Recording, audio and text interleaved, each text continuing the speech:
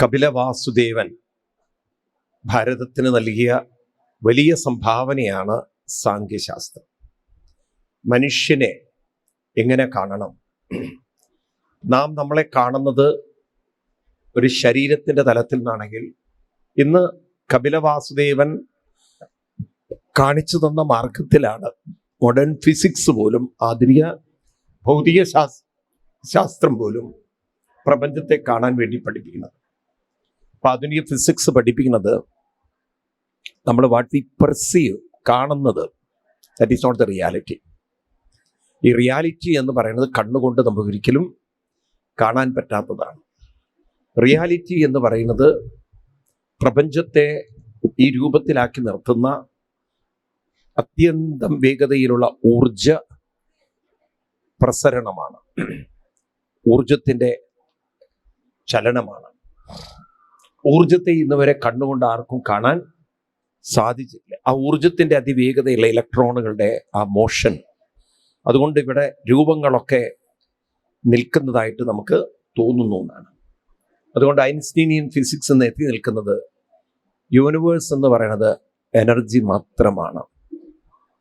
അത് മാത്രമാണ് ഇവിടെ നിലനിൽക്കുന്നത്. ബാക്കിയെല്ലാം ഒരു ഫിനോമിനാണ്, കാഴ്ചയിലുണ്ട്, എന്നാൽ യഥാർത്ഥത്തിൽ ഉള്ളതല്ല. ഇത് തന്നെയാണ് കപിലനും പറയുന്നത്. ഇവിടെ ഉള്ളത് ദേഹിയാണ്. ആ ദേഹി പ്രവർത്തിക്കാനുള്ള ഒരു ഉപാധി മാത്രമാണ് ദേഹം. അതായത് നമ്മൾ ശ്രദ്ധ വെക്കേണ്ടിയിരുന്നത് ഈ ദേഹത്തിലേക്കായിരുന്നില്ല, നമ്മൾ ശ്രദ്ധ വെക്കേണ്ടിയിരുന്നത് ദേഹിയിലേക്കായിരുന്നു, മനസ്സിലേക്കായിരുന്നു. അന്തർമുഖത്വം എന്നൊരു വാക്ക്, ഇൻട്രോസ്പെക്ഷൻ എന്ന വാക്ക്, മനുഷ്യൻ അവൻ്റെ മനസ്സിനെ നിരീക്ഷിക്കണം. ഇത് ഭാരതത്തിൻ്റെ ദർശനം. ഇത് തന്നെയാണ് ഫിസിക്സ് പറയുന്നത്. You can see what you are no the reality എന്നാണ്.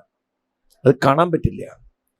ഇതുപോലെ ഈ സൂക്ഷ്മമായ മനസ്സിനെ കാണുക, ഇത് നമുക്ക് ക്രമേണ ക്രമേണ ക്രമേണ ഡെവലപ്പ് ചെയ്യണം. ബഹിർമുഖത്വമല്ല, അന്തർമുഖത്വം, ഇൻട്രോവേർട്ടഡ്നെസ്. അതിലൂടെ മനസ്സിനെ നിരീക്ഷിക്കാൻ മനുഷ്യൻ പഠിച്ചാൽ ഒന്ന് നമുക്ക് കാണാൻ പറ്റും. We have the ability and power to control, to refine, purify, direct, divert our own mind എന്നുള്ളത്. അപ്പം മനുഷ്യനിൽ കിട്ടിയിരിക്കുന്ന ഈ ദൈവീകമായ കഴിവിനെ നമ്മൾ എൻഹാൻസ് ചെയ്യുക, ഡെവലപ്പ് ചെയ്യുക. ഇത് മനുഷ്യന് സാധിക്കുന്നതിൻ്റെ പേരാണ് സ്പിരിച്വൽ ലൈഫ്.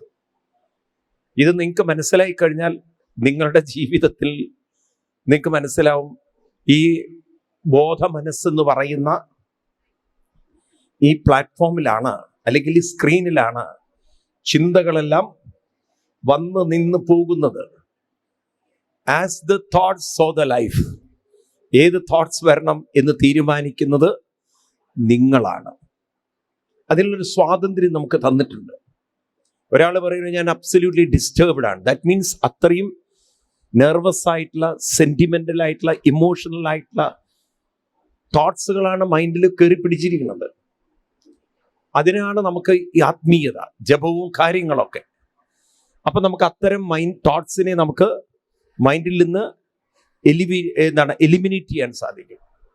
അതൊന്ന് നമുക്ക് ഡിലീറ്റ് ചെയ്യാൻ സാധിക്കും. അപ്പം നമ്മുടെ ജീവിതത്തിൽ എങ്ങനെയുള്ള തോട്ട്സുകൾ നമ്മുടെ ഉള്ളിൽ ഈ സ്ക്രീനിൽ വരണം എന്നത് നമുക്ക് സ്വാതന്ത്ര്യം തന്നിട്ടുണ്ട്. ഈ സ്വാതന്ത്ര്യത്തെ നമ്മളൊന്ന് ഡെയിലി ഡെവലപ്പ് ചെയ്യുന്നതിൻ്റെ പേരാണ് സാധനാ ജീവിതം എന്ന്. ശരിക്കും സ്പിരിച്വൽ ലൈഫ് മനസ്സിലായി കഴിഞ്ഞാൽ നിങ്ങൾക്ക് അമ്പലത്തിൽ പോകുന്നത് എന്തിനാണെന്ന് മനസ്സിലാവും, അവിടെ പോയി എന്താ ചെയ്യേണ്ടതെന്ന് നിങ്ങൾക്ക് മനസ്സിലാവും. ഉള്ളിൽ മാറ്റങ്ങൾ ഉണ്ടാക്കാനാണ് ഇതൊക്കെ ഞാൻ ചെയ്യുന്നതെന്ന് അറിയാതെ നിങ്ങൾ തല കുത്തി മറഞ്ഞ അമ്പലത്തിൽ പോയി, ശ്രീകോവിലിൻ്റെ അകത്ത് പോയി ബിംബം പൂജിച്ചിട്ട് കാര്യമില്ല. നിങ്ങൾ സാക്ഷാൽ കൃഷ്ണനെ, ജീവിച്ചിരിക്കുന്ന കൃഷ്ണനെ പൂജിച്ചിട്ട് കാര്യമില്ല. കാരണം നിങ്ങളുടെ ഉള്ളിൽ ട്രാൻസ്ഫോർമേഷൻ ഇല്ലാതെ, മാറ്റങ്ങളില്ലാതെ നിങ്ങൾ കണ്ണുകൊണ്ട് കൃഷ്ണനെ കണ്ടിട്ട് എന്താ കാര്യം? ദുര്യോധനൻ കൃഷ്ണനെ കണ്ട ആളാണ്. രാവണൻ രാമനെ കണ്ട ആളാണ്. അവർക്കൊന്നും ഒരു മാറ്റവും ഉണ്ടായിട്ടില്ല. രാമനെ കണ്ടതുകൊണ്ട് മാറ്റം ഉണ്ടാവുകയാണെങ്കിൽ ബാലിക്ക് എന്താ മാറ്റം ഉണ്ടാവേണ്ടതായിരുന്നില്ലേ? അല്ലെങ്കിൽ എത്രയോ കൈകേയി എത്ര മകനെ പോലെ വളർത്തിയ ആ രാമന്റെ കാര്യം നോക്കൂ നിങ്ങൾ. മനസ്സിലായില്ലേ? ഇവരൊക്കെ രാമനെ കണ്ടവരാണ്, രാവണൻ കണ്ടതാണ്. പക്ഷേ മാറ്റങ്ങൾ ഉണ്ടായിട്ടില്ല. ദുര്യോധനൻ എത്ര പ്രാവശ്യം കൃഷ്ണനെ കണ്ടിട്ടുണ്ട്, ദൂതനായി എത്ര പ്രാവശ്യം പോയിട്ടുണ്ട്. ആ കൃഷ്ണനോട് മുഖത്ത് നോക്കി പറഞ്ഞ കാര്യം എന്താ അറിയോ? എനിക്ക് ധർമ്മവും അധർമ്മവും അറിയാം, ധർമ്മം ചെയ്യാൻ എനിക്ക് മനസ്സില്ല, അധർമ്മത്തിൽ ഞാൻ മാറുകയില്ല. കാണുന്നോടത്ത് വെച്ച് കാണാമെന്ന് ഇത് പറയാൻ ധൈര്യം കാണിച്ചവനാണ് ദുര്യോധനൻ. ജാനാമി ധർമ്മം ജാനാമി ധർമ്മം നജമേ നിവൃത്തി ന പ്രവൃത്തി എന്നാണ്. Neither I will do the best the ധർമ്മം ഞാൻ I will do nor I won't get out. ഞാൻ ചെയ്യാതെ എനിക്ക് അതിൽ നിന്ന് മാറാനും പറ്റില്ല. ഇത് പറയാൻ കൃഷ്ണന്റെ മുഖത്ത് നോക്കി പറഞ്ഞ ആളാണ് ദുര്യോധനൻ. അവരൊക്കെ കൃഷ്ണനെ കണ്ടതല്ലേ? ഒരു അവതാരത്തെ കണ്ടു എന്നതുകൊണ്ട് നിങ്ങളുടെ ജീവിതത്തിൽ മാറ്റങ്ങൾ ഉണ്ടാവുകയില്ല. എപ്പോഴോർക്കണം, ആത്മീയത എന്ന് പറയുന്നത് ഈ മനസ്സിൽ കെട്ടിക്കിടക്കുന്ന വാസനകളെ നാമജപം കൊണ്ട് റീപ്ലേസ് ചെയ്യലാണ് ആത്മീയത. എത്ര കണ്ട് നാമം ആ മനസ്സിലേക്ക് നിങ്ങൾക്ക് അടിച്ച് ഉറപ്പിക്കാൻ സാധിക്കുന്നുണ്ടോ അത്രയും അതിൽ ഒട്ടിപ്പിടിച്ചിരിക്കുന്ന വാസനകളുടെ, വേണ്ടാത്ത ചിന്തകളുടെ തീവ്രത പറയൂ കുറയും. ഇതൊരു സയൻസാണ്, അബ്സല്യൂട്ട് സയൻസാണ്. ഇതിൽ ബിലീഫില്ല, വാസ്തവത്തിൽ ഇതിലൊരു അന്ധവിശ്വാസമില്ല. നിങ്ങൾ അമ്പലത്തിൽ പോയി ഒരു കാര്യം നടന്നു കിട്ടുന്ന അങ്ങനെ വിശ്വസിക്കരുത്. അതൊരു ബ്ലൈൻഡ് ബിലീഫാണത്. ഇത് സയൻസാണ്. എപ്രകാരമാണോ തോട്ട്സ് അപ്രകാരം അനുഭവം. മനസ്സ് അട്രാക്ട് ചെയ്യണം. ഭൂമിയുടെ ഗ്രാവിറ്റി പോലെ മനസ്സും അട്രാക്ട് ചെയ്യണം. അതുകൊണ്ടാണ് ദുരിതങ്ങൾ വിട്ടുപോകാത്തത്. കാരണം തോട്ട്സ് അതാണ്. അപ്പൊ അതിനെ ജപിച്ച് മാറ്റിയെടുക്കുമ്പോഴാണ് തോട്ട്സുകൾ ക്രമേണ പറയൂ മാറുന്നു. അപ്പം ആകർഷണം മാറി. രത്നാകരന്റെ ഉള്ളിൽ കൊള്ളക്കാരന്റെ ചിന്തകൾ ഉള്ളപ്പോൾ അയാൾ കൊള്ളയടിക്കുന്നവനായിരുന്നു. അതേ രത്നാകരന്റെ ഉള്ളിൽ നാമം ജപിച്ച് പ്യൂരിഫൈ ചെയ്തപ്പോ പിന്നീട് അദ്ദേഹം കാണുന്ന കാഴ്ച ക്രൗഞ്ച് മിഥുനങ്ങളിൽ ഒന്നിനെ അമ്പി ചെയ്യുന്ന വേടനെ കാണുമ്പോൾ പറയുന്നത് മാ നിഷാദ പ്രതിഷ്ഠാത്തം മഗമ ശാശ്വതീ സമ ക്രൗഞ്ച മിഥുനാദേവം അവധി കാമമോഹിത. ഈ ക്രൂരനായിട്ടുള്ള നിഷാദ അരുത്, നീ കാട്ടാളത്തരം കാട്ടരുത്. നേരത്തെ കാട്ടാളനായിരുന്ന ആളാണ്, ക്രൂരനായിരുന്ന ആളാണ് ഇപ്പൊ പറയുന്നത്. ഒരു പക്ഷിയിൽ ഒന്നിനെ അമ്പി ചെയ്ത് കൊന്നപ്പോൾ കാട്ടാളനെ നോക്കിക്കൊണ്ട് മാ നിഷാദ, നിനക്ക് ശാശ്വതമായ ഗതി ഉണ്ടാവില്ല. കാരണം നീ ചെയ്യുന്ന ക്രൂരത നിനക്ക് എന്താണെന്ന് അറിയുന്നില്ല. അപ്പൊ എവിടുന്ന് കിട്ടി ഈ കാരുണ്യം, എവിടുന്ന് കിട്ടി ഈ വാത്സല്യം, എവിടുന്ന് കിട്ടി ഈ ദയ? ചേഞ്ച് ചെയ്തു, തോട്ട്സുകൾ മാറി. ജപിച്ച് തോട്ട്സുകൾ മാറിയപ്പോൾ ക്രൂരനിൽ നിന്നും ദയ ഉള്ളവനിലേക്ക് രത്നാകരന് പറയൂ മാറ്റമുണ്ടായി. ഇവിടെ നോക്കൂ നിങ്ങൾ, മന്ത്രം ജപിച്ചിട്ടാണ് മാറ്റമുണ്ടായത് അല്ലെ? മരാമരേതി അങ്ങനെയൊക്കെയല്ലേ എഴുതി വെച്ചിരിക്കുന്നത്. ജപിക്കുകയും ആണോ? അതാണോ രാമായണം? എന്താ ഒന്നും മിണ്ടാത്തത് നിങ്ങൾ? അപ്പൊ ഇത് തന്നെയല്ലേ നമുക്കും ചെയ്യാനുള്ളത്. ജപിച്ച് മാറ്റം വരുത്താനല്ലേ നമുക്കും പറ്റുള്ളൂ. പറയൂ. ഇപ്പൊ ക്ഷേത്രങ്ങളിൽ പോകുന്നത് ഞാൻ എന്തിനാണ്? ഈ ജപിച്ച് എൻ്റെ ഉള്ളിലുള്ള ഇംപ്രിന്റ് ആയിരിക്കുന്ന, സ്റ്റോർഡ് ആയിരിക്കുന്ന, റെക്കോർഡ് ആയിരിക്കുന്ന ചിന്തകളെ അവർക്ക് പറയൂ മാറ്റണം. ചിന്തകൾ മാറുമ്പോൾ ജീവിതവും മാറും. ഇത്രയുള്ള കാര്യം. പക്ഷെ ചിന്തകൾ മാറുക എന്ന് പറയുന്നത് അത്ര എളുപ്പമല്ല. തൊഴുതുപോവൽ വളരെ ഈസിയാണ്, അതും ഒഴിഞ്ഞിടൽ അതിലേറെ ഈസിയാണ്. ഇത് പടപടപട പണി കഴിയും.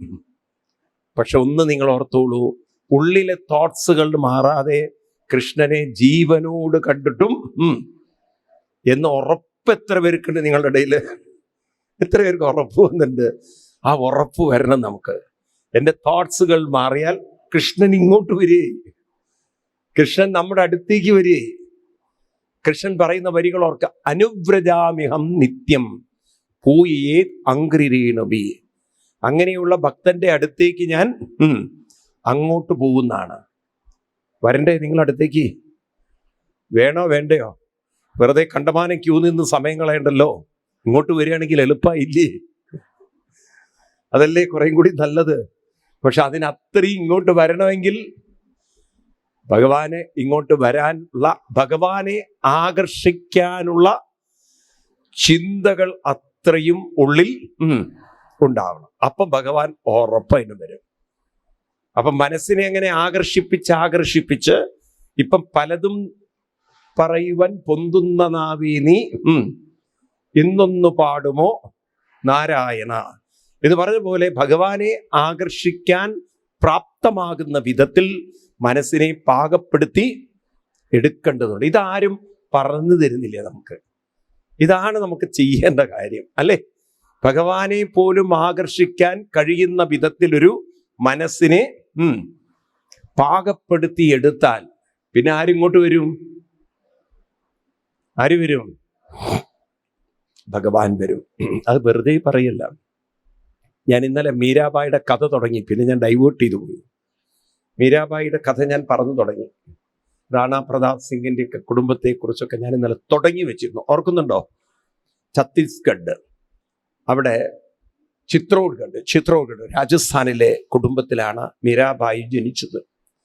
അവരുടെ ഭർത്താവ് 2 വർഷമായപ്പോഴേക്കും മരിച്ചുപോയി. രാജസ്ഥാനിന്റെ സംസ്കാരമനുസരിച്ച് വിധവയായാൽ പിന്നെ സതി അനുഷ്ഠിക്കണം. നമ്മളെന്നാൽ അതിൻ്റെ പിന്നാലെ അങ്ങോട്ട് പോയി. പിന്നെ ഭർത്താവിൻ്റെ ജ്യേഷ്ഠൻ സതി അനുഷ്ഠിക്കാനാണ് മീര ദേവിയോട് പറയുന്നത്. അപ്പൊ ദേവി അതിന് മറുപടി പറയാണ്, ഞാൻ എന്തിന് സതി അനുഷ്ഠിക്കണം, എൻ്റെ ഭർത്താവ് മരിച്ചിട്ടില്ലല്ലോ എന്ന്. അപ്പം പ്രശ്നമായി. കാരണം റിയൽ ഭർത്താവ് മരിച്ചുപോയി. അപ്പൊ ഇത് വേറെന്തോ ഒരു വാട്സാപ്പ് ബന്ധം, പുതിയൊരു കുറ്റി എവിടെങ്കിലും ഉണ്ടാക്കിയോ, കൊട്ടാരത്തിന് ചീത്തപ്പേരുണ്ടാക്കുന്ന വിധത്തിൽ എന്താണ് ഇങ്ങനെ വല്ല ബന്ധങ്ങളും എന്നതൊരു സംശയം. ഇങ്ങനെ പാറാവുകാരൊക്കെ വെച്ചപ്പം റൂമിൻ്റെ അകത്തിരുന്ന് ഇങ്ങനെ വർത്തമാനം പറയുന്നുണ്ട്. എന്നാലും കാണാൻ എന്തൊരു സുന്ദരനാണ്. അവിടുത്തെ ഒരു സൗന്ദര്യം, ഭട്ടതിരിപ്പാട് പറയുന്ന പോലെ സൗന്ദര്യോത്തരതോപി സുന്ദരതരം ത്വദ്രൂപം ആശ്ചര്യതോപി ആശ്ചര്യം ഭുവനേന കസ്യ കുതുകം പുഷ്ണാതി വിഷ്ണോ വിഭോ. ഇല്ലേ? ത്രൈലോക്യമഹീയസോഭിമഹിതം സമ്മോഹനം മോഹനൽ കാന്തം കാന്തിനിദാനതോ വിമധുരം മാധുര്യദുര്യാദപി സൗന്ദര്യോത്തരതോപി സുന്ദരതരം ത്വദ്രൂപമാശ്ചര്യതോപി എന്നൊക്കെ പറഞ്ഞ പോലെ ഇവിടെ ഇങ്ങനെ വർത്തമാനം പറയുക. ഇത് കേട്ടപ്പം പ്രശ്നമായി. അതായത് ആരെയും ഒരാളെ കൂടെ നിർത്തി അവൻ സുന്ദരനാണത്രേ. കാരണം പുറമെ വാതിലടച്ചവർക്ക് ഇതൊന്നും മനസ്സിലാവില്ല. അവസാനം ഗത്യന്തരമില്ലാതെ അദ്ദേഹത്തിന് ഈ ജ്യേഷ്ഠനായ രാജാവ് പറയുണ്ടായി, കൊട്ടാരത്തിന് ചീത്തപ്പേരാണ് ദേവി, വിഷമമുണ്ട് പറയാൻ. കൊട്ടാരത്തിൽ നിന്നും ഒന്നുകിൽ സതി അല്ലെങ്കിൽ ഇറങ്ങണം.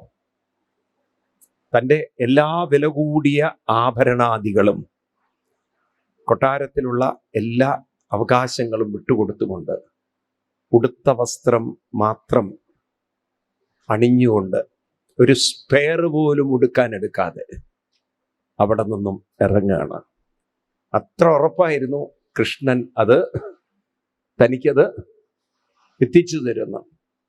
എന്ത് ചെയ്തു വെച്ചാൽ ചിത്തോർഗഡിൻ്റെ കഥ അനുസരിച്ച് കൊട്ടാരത്തിൽ നിന്ന് പുറത്തു പോവുക എന്ന് പറഞ്ഞാൽ പടിയടച്ച് പിണ്ടം വയ്ക്കുക. ആ നാട്ടുകാരും ഭക്ഷണം കൊടുത്തു പോരുത്, വെള്ളം കൊടുത്തു പോരുത്. അവർക്ക് ശിക്ഷയാണ്. എത്രയോ കിലോമീറ്റർ ദൂരെ മീരാഭായിക്ക് വെള്ളം കിട്ടാതെ നടക്കേണ്ടി വന്നതാണ്. പക്ഷെ ഒരു ക്ഷീണവും തോന്നിയില്ല. ഗോവിന്ദ് മേരോഹേ ഗോപാല മേരോഹേ എന്ന് പറഞ്ഞുകൊണ്ട് ശ്രീകൃഷ്ണനെ സ്തുതിച്ചുകൊണ്ടും കീർത്തിച്ചുകൊണ്ടും ഒരു 4-5 കിലോമീറ്റർ നടന്നപ്പോഴേക്കും ദേവിയുടെ കൂടെ അനേകായിരം ആളുകൾ ഭജന പാടാനുണ്ടായിരുന്നാണ്. പിന്നെ ഭക്ഷണത്തിന് കുഴപ്പമില്ല, വസ്ത്രത്തിന് ബുദ്ധിമുട്ടില്ല. ദേവി അവസാനം വൃന്ദാവനത്തിൽ എത്തിച്ചേർന്നു. വൃന്ദാവനത്തിൽ എത്തിയപ്പോഴാണ് അവിടുത്തെ ഏറ്റവും സുപ്രസിദ്ധ ക്ഷേത്രമാണ് ബാങ്കി ബിഹാരി ക്ഷേത്രം. പലരും പോയിട്ടുണ്ടാവും. ആ ക്ഷേത്രത്തിൽ ദേവിയോട് എല്ലാവരും പറഞ്ഞു ദർശനത്തിന് പോവാന്ന്. പക്ഷെ ഒറ്റ കുഴപ്പമുണ്ട്, സ്ത്രീകൾക്ക് പ്രവേശനമില്ല. അന്ന് ബാങ്കി ബിഹാരി ക്ഷേത്രത്തിൽ ആർക്ക് പ്രവേശനമില്ല? സ്ത്രീകൾക്ക് പ്രവേശനമില്ല. ദേവിയെ തടുത്തു, കയറാൻ പറ്റില്ല. അപ്പൊ ദേവി ചോദിച്ചു, അതെന്താ സ്ത്രീകൾക്ക് ഇവിടെ കയറാൻ പറ്റാത്തതെന്ന്. അപ്പം അങ്ങനെയാണ് ഇവിടുത്തെ ഒരു നിയമം. ഇതാരാ ഉണ്ടാക്കിയത്? അപ്പൊ ഇവിടുത്തെ പ്രധാന പൂജാരി, അദ്ദേഹത്തോട് ചോദിച്ചാലേ അറിയുള്ളൂ. ഞാൻ പറഞ്ഞു അദ്ദേഹത്തിനെന്ന് കാണാൻ. പറഞ്ഞു അദ്ദേഹവും കാണാൻ വിസമ്മതിക്കുന്നു. ഇല്ലേ പറയൂ, മീരാഭായി വന്നിട്ടുണ്ട്. മീരാഭായി എന്ന് പറഞ്ഞാൽ രാജസ്ഥാനിലെ രാജകുമാരിയാണ്. അപ്പൊ അങ്ങനെയൊരു അധികാരവും കൂടി ഉണ്ട് ദേവിക്ക്. സാധാരണ സ്ത്രീ അല്ല എന്നർത്ഥം. അവിടുത്തെ ഗോസ്വാമി വരികയാണ് കാണാൻ. പിന്നെ ഗോസ്വാമിയോട് ചോദിക്കുകയാണ്, അവിടുന്ന് ആണാണോ പെണ്ണാണോ എന്ന്. ഗോസ്വാമി എന്താ ഉത്തരം പറയും? അവിടുന്ന് ആണാണോ പെണ്ണാണോ എന്ന്. ഗോസ്വാമി മുഖത്തേക്ക് നോക്കി പറഞ്ഞു, പുരുഷം പൂർണ്ണമേവ. ഒരു പുരുഷനേ ഉള്ളൂ, അത് പൂർണ്ണതയാണ്. ബാക്കിയെല്ലാം വാസനയിൽ കുടുങ്ങിക്കിടക്കുന്ന ജീവന്മാരാണ്, അതെല്ലാം സ്ത്രീകളാണ്. അവിടുന്ന് എങ്ങനെ പുരുഷനായത്? പിന്നെ അങ്ങോട്ടുണ്ടല്ലോ, ഗോസ്വാമി വീണ് നമസ്കരിക്കുകയാണ്, കൂട്ടിക്കൊണ്ടുപോകണം അകത്തേക്ക്. കാരണം കൃഷ്ണനല്ലാത്തൊരു പുരുഷൻ, പൂർണ്ണതയുള്ളവനാണ് പുരുഷൻ എന്ന് വേദശാസ്ത്രത്തിലെ വേദാന്ത തത്വം പഠിപ്പിച്ചു കൊടുത്തു. പിന്നെ അവിടെ ചെന്നപ്പോൾ ആ ക്ഷേത്ര ദർശനം കണ്ടതും ദേവിയുടെ കൂടെ കൃഷ്ണൻ ഇറങ്ങിപ്പോയി എന്നാണ് കഥ. ഈ പൂജാരി ഓടിച്ചെന്ന് വാതിൽ അടച്ചു കളഞ്ഞു. അല്ലെങ്കിൽ കൃഷ്ണൻ ദേവിയുടെ കൂടെ ഇറങ്ങിപ്പോയിട്ടുണ്ടാവുന്നു. ഇന്നും ക്ഷേത്രത്തിൽ പോയാൽ നിങ്ങൾക്ക് കാണാം. ക്ഷേത്രത്തിൽ കണ്ടിട്ടുണ്ടോ? ആരെങ്കിലും പോയിട്ടുണ്ടോ? അവിടെ നിങ്ങൾക്ക് കാണാം, ദർശനം ഒന്ന് കാണുമ്പോഴേക്കും അവിടുത്തെ പൂജാരി കർട്ടൻ ഇങ്ങനെ വലിച്ചും താഴ്ത്തിയും കൊണ്ടിരിക്കും. കാരണം എന്താന്ന് ചോദിച്ചു കഴിഞ്ഞാൽ, ഭക്തന്റെ കൂടെ കൃഷ്ണൻ ഇറങ്ങിപ്പോകുന്നതാണ്. അതിനുശേഷം പിന്നെ അങ്ങനെ ഒരു ഭക്തൻ വന്നിട്ടില്ല ആവണോ. അതുകൊണ്ട് കൃഷ്ണന് പോകേണ്ട ഒരവസ്ഥ ഉണ്ടായിട്ടില്ല. പക്ഷെ ഒരു കാര്യം ഉറപ്പാണ്, തൻ്റെ ഭക്തന്റെ കൂടെ പോവാൻ എപ്പോഴും റെഡിയായിരിക്കുന്ന ആളാണ് ആര്? ഭഗവാൻ. ആ ഭഗവാനെ ആകർഷിക്കുന്ന ഒരു മനസ്സ് കൂടെയുണ്ടെങ്കിൽ ഭഗവാൻ എവിടെ വരും? എൻ്റെ കൃഷ്ണ എന്നും പറഞ്ഞ് അങ്ങോട്ട് ഓടണ്ട. എങ്ങോട്ട് വരും? ഇങ്ങോട്ട് വരും. ഭീഷ്മരുടെ അടുത്തേക്ക് ചെല്ലുന്ന കൃഷ്ണൻ അല്ലേ? ഉണ്ടോ? ഇത് തന്നെയാണ് നമുക്കും വേണ്ടത്. ഏതായാലും ഇവിടെ നമ്മൾ ആ തൃതീയ സ്കന്ധത്തില് കാണുന്നത് 31-ാം അധ്യായത്തില് ജീവന്റെ ഗതി കാണുന്നുണ്ട്. അപ്പൊ നമ്മൾ നാമം ജപിച്ച് നമ്മൾ പ്രാണബലം കൂട്ടണം. ആദ്യം നമ്മൾ മനസ്സിലാക്കുക, നമ്മുടെ ഉള്ളിൽ അടിഞ്ഞുകൂടിക്കിടക്കുന്ന ചിന്തകളാണ് നമ്മുടെ ഊർജത്തെയും നമ്മുടെ ശക്തിയും ക്രമേണ ചോർത്തിക്കളയുന്നത്. ഡെയിലി നാമം ജപിക്കുന്ന ഒരാളിലെ പ്രാണശക്തി ഉണർന്നു വരും. നിങ്ങൾ എത്ര നാമം ജപിക്കുന്നുണ്ടോ അത്രയും ഉറക്കെ പറയൂ, ഏതുണരും? പ്രാണശക്തി. അപ്പൊ അതിന്റെ അർത്ഥം വാസനയുടെ തീവ്രത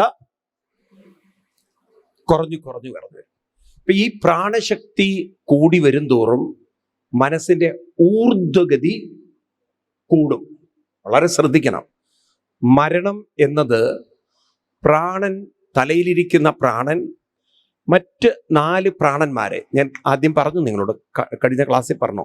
താഴെ അപാനൻ, സമാനൻ, വ്യാനൻ, ഉദാനൻ തുടങ്ങിയ പ്രാണന്മാരെ വലിക്കും. ഈ പ്രാണനിൽ ചേർന്ന് അലിഞ്ഞ് കിടക്കുന്നതാണ് മനുഷ്യന്റെ മനസ്സെന്ന വ്യവസ്ഥ.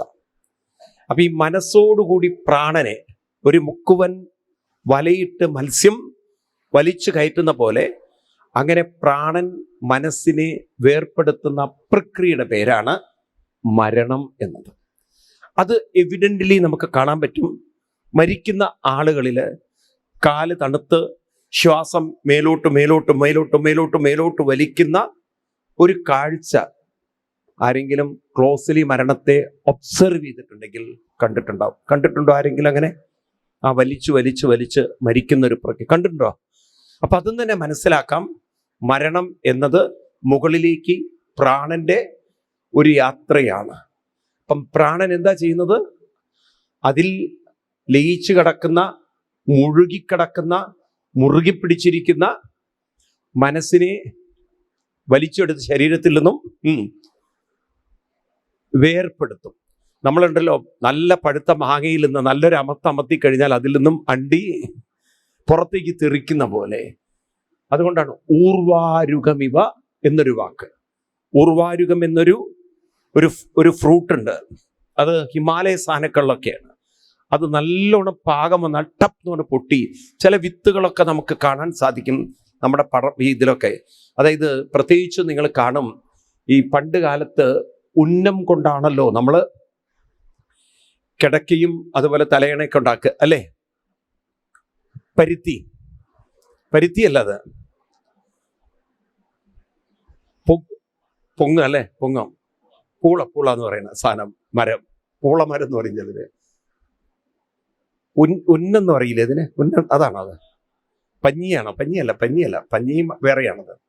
പഞ്ഞി എന്ന് പറയും ചിലര്. പഞ്ഞി എന്ന് പറയുന്നത് ശരിക്കും കോട്ടൺ ആണ്, പാടത്ത് കൃഷി ചെയ്യുന്ന. അതും തന്നെയാണ് സംഭവം.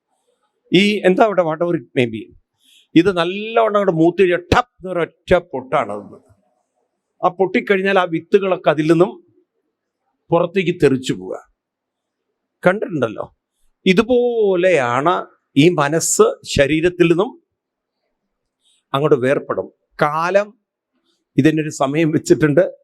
ആ സമയത്ത് അത് വിട്ടുപോകുന്നതിൻ്റെ പേരാണ് മരണം. എന്തിനാണ് ഇത് വിട്ടുപോകുന്നത് ചോദിച്ചു കഴിഞ്ഞാൽ, കാലം അത്രയാണ് ഇതിന് ലൈഫ് വെച്ചിട്ടുള്ളൂ. അത് ഓരോന്നിനിപ്പം ഒരു ചെടി പൊട്ടുന്നത് അതെന്താന്ന് ചോദിച്ചു കഴിഞ്ഞാൽ, കാലം അതിനത്രയും മൂപ്പ് വെച്ചിട്ടുണ്ട്. ഇപ്പൊ ഒരു തേങ്ങ ഇത്രയും സമയം കൊണ്ട് മൂത്ത് പാകാവണമെന്നുണ്ട്, ഇല്ലേ? എന്നതുപോലെ ഓരോ ശരീരത്തിനും ഓരോ പാകം വെച്ചിട്ടുണ്ട്, കർമ്മത്തിന്റെ ഒരു പാകം വെച്ചിട്ടുണ്ട്. അപ്പൊ അങ്ങനെ വിട്ടുപോയാൽ ശ്രദ്ധിക്കണം, ഇത് എവിടേക്കാണ് പോകുന്നതെന്ന ഒരു കൺഫ്യൂഷൻ.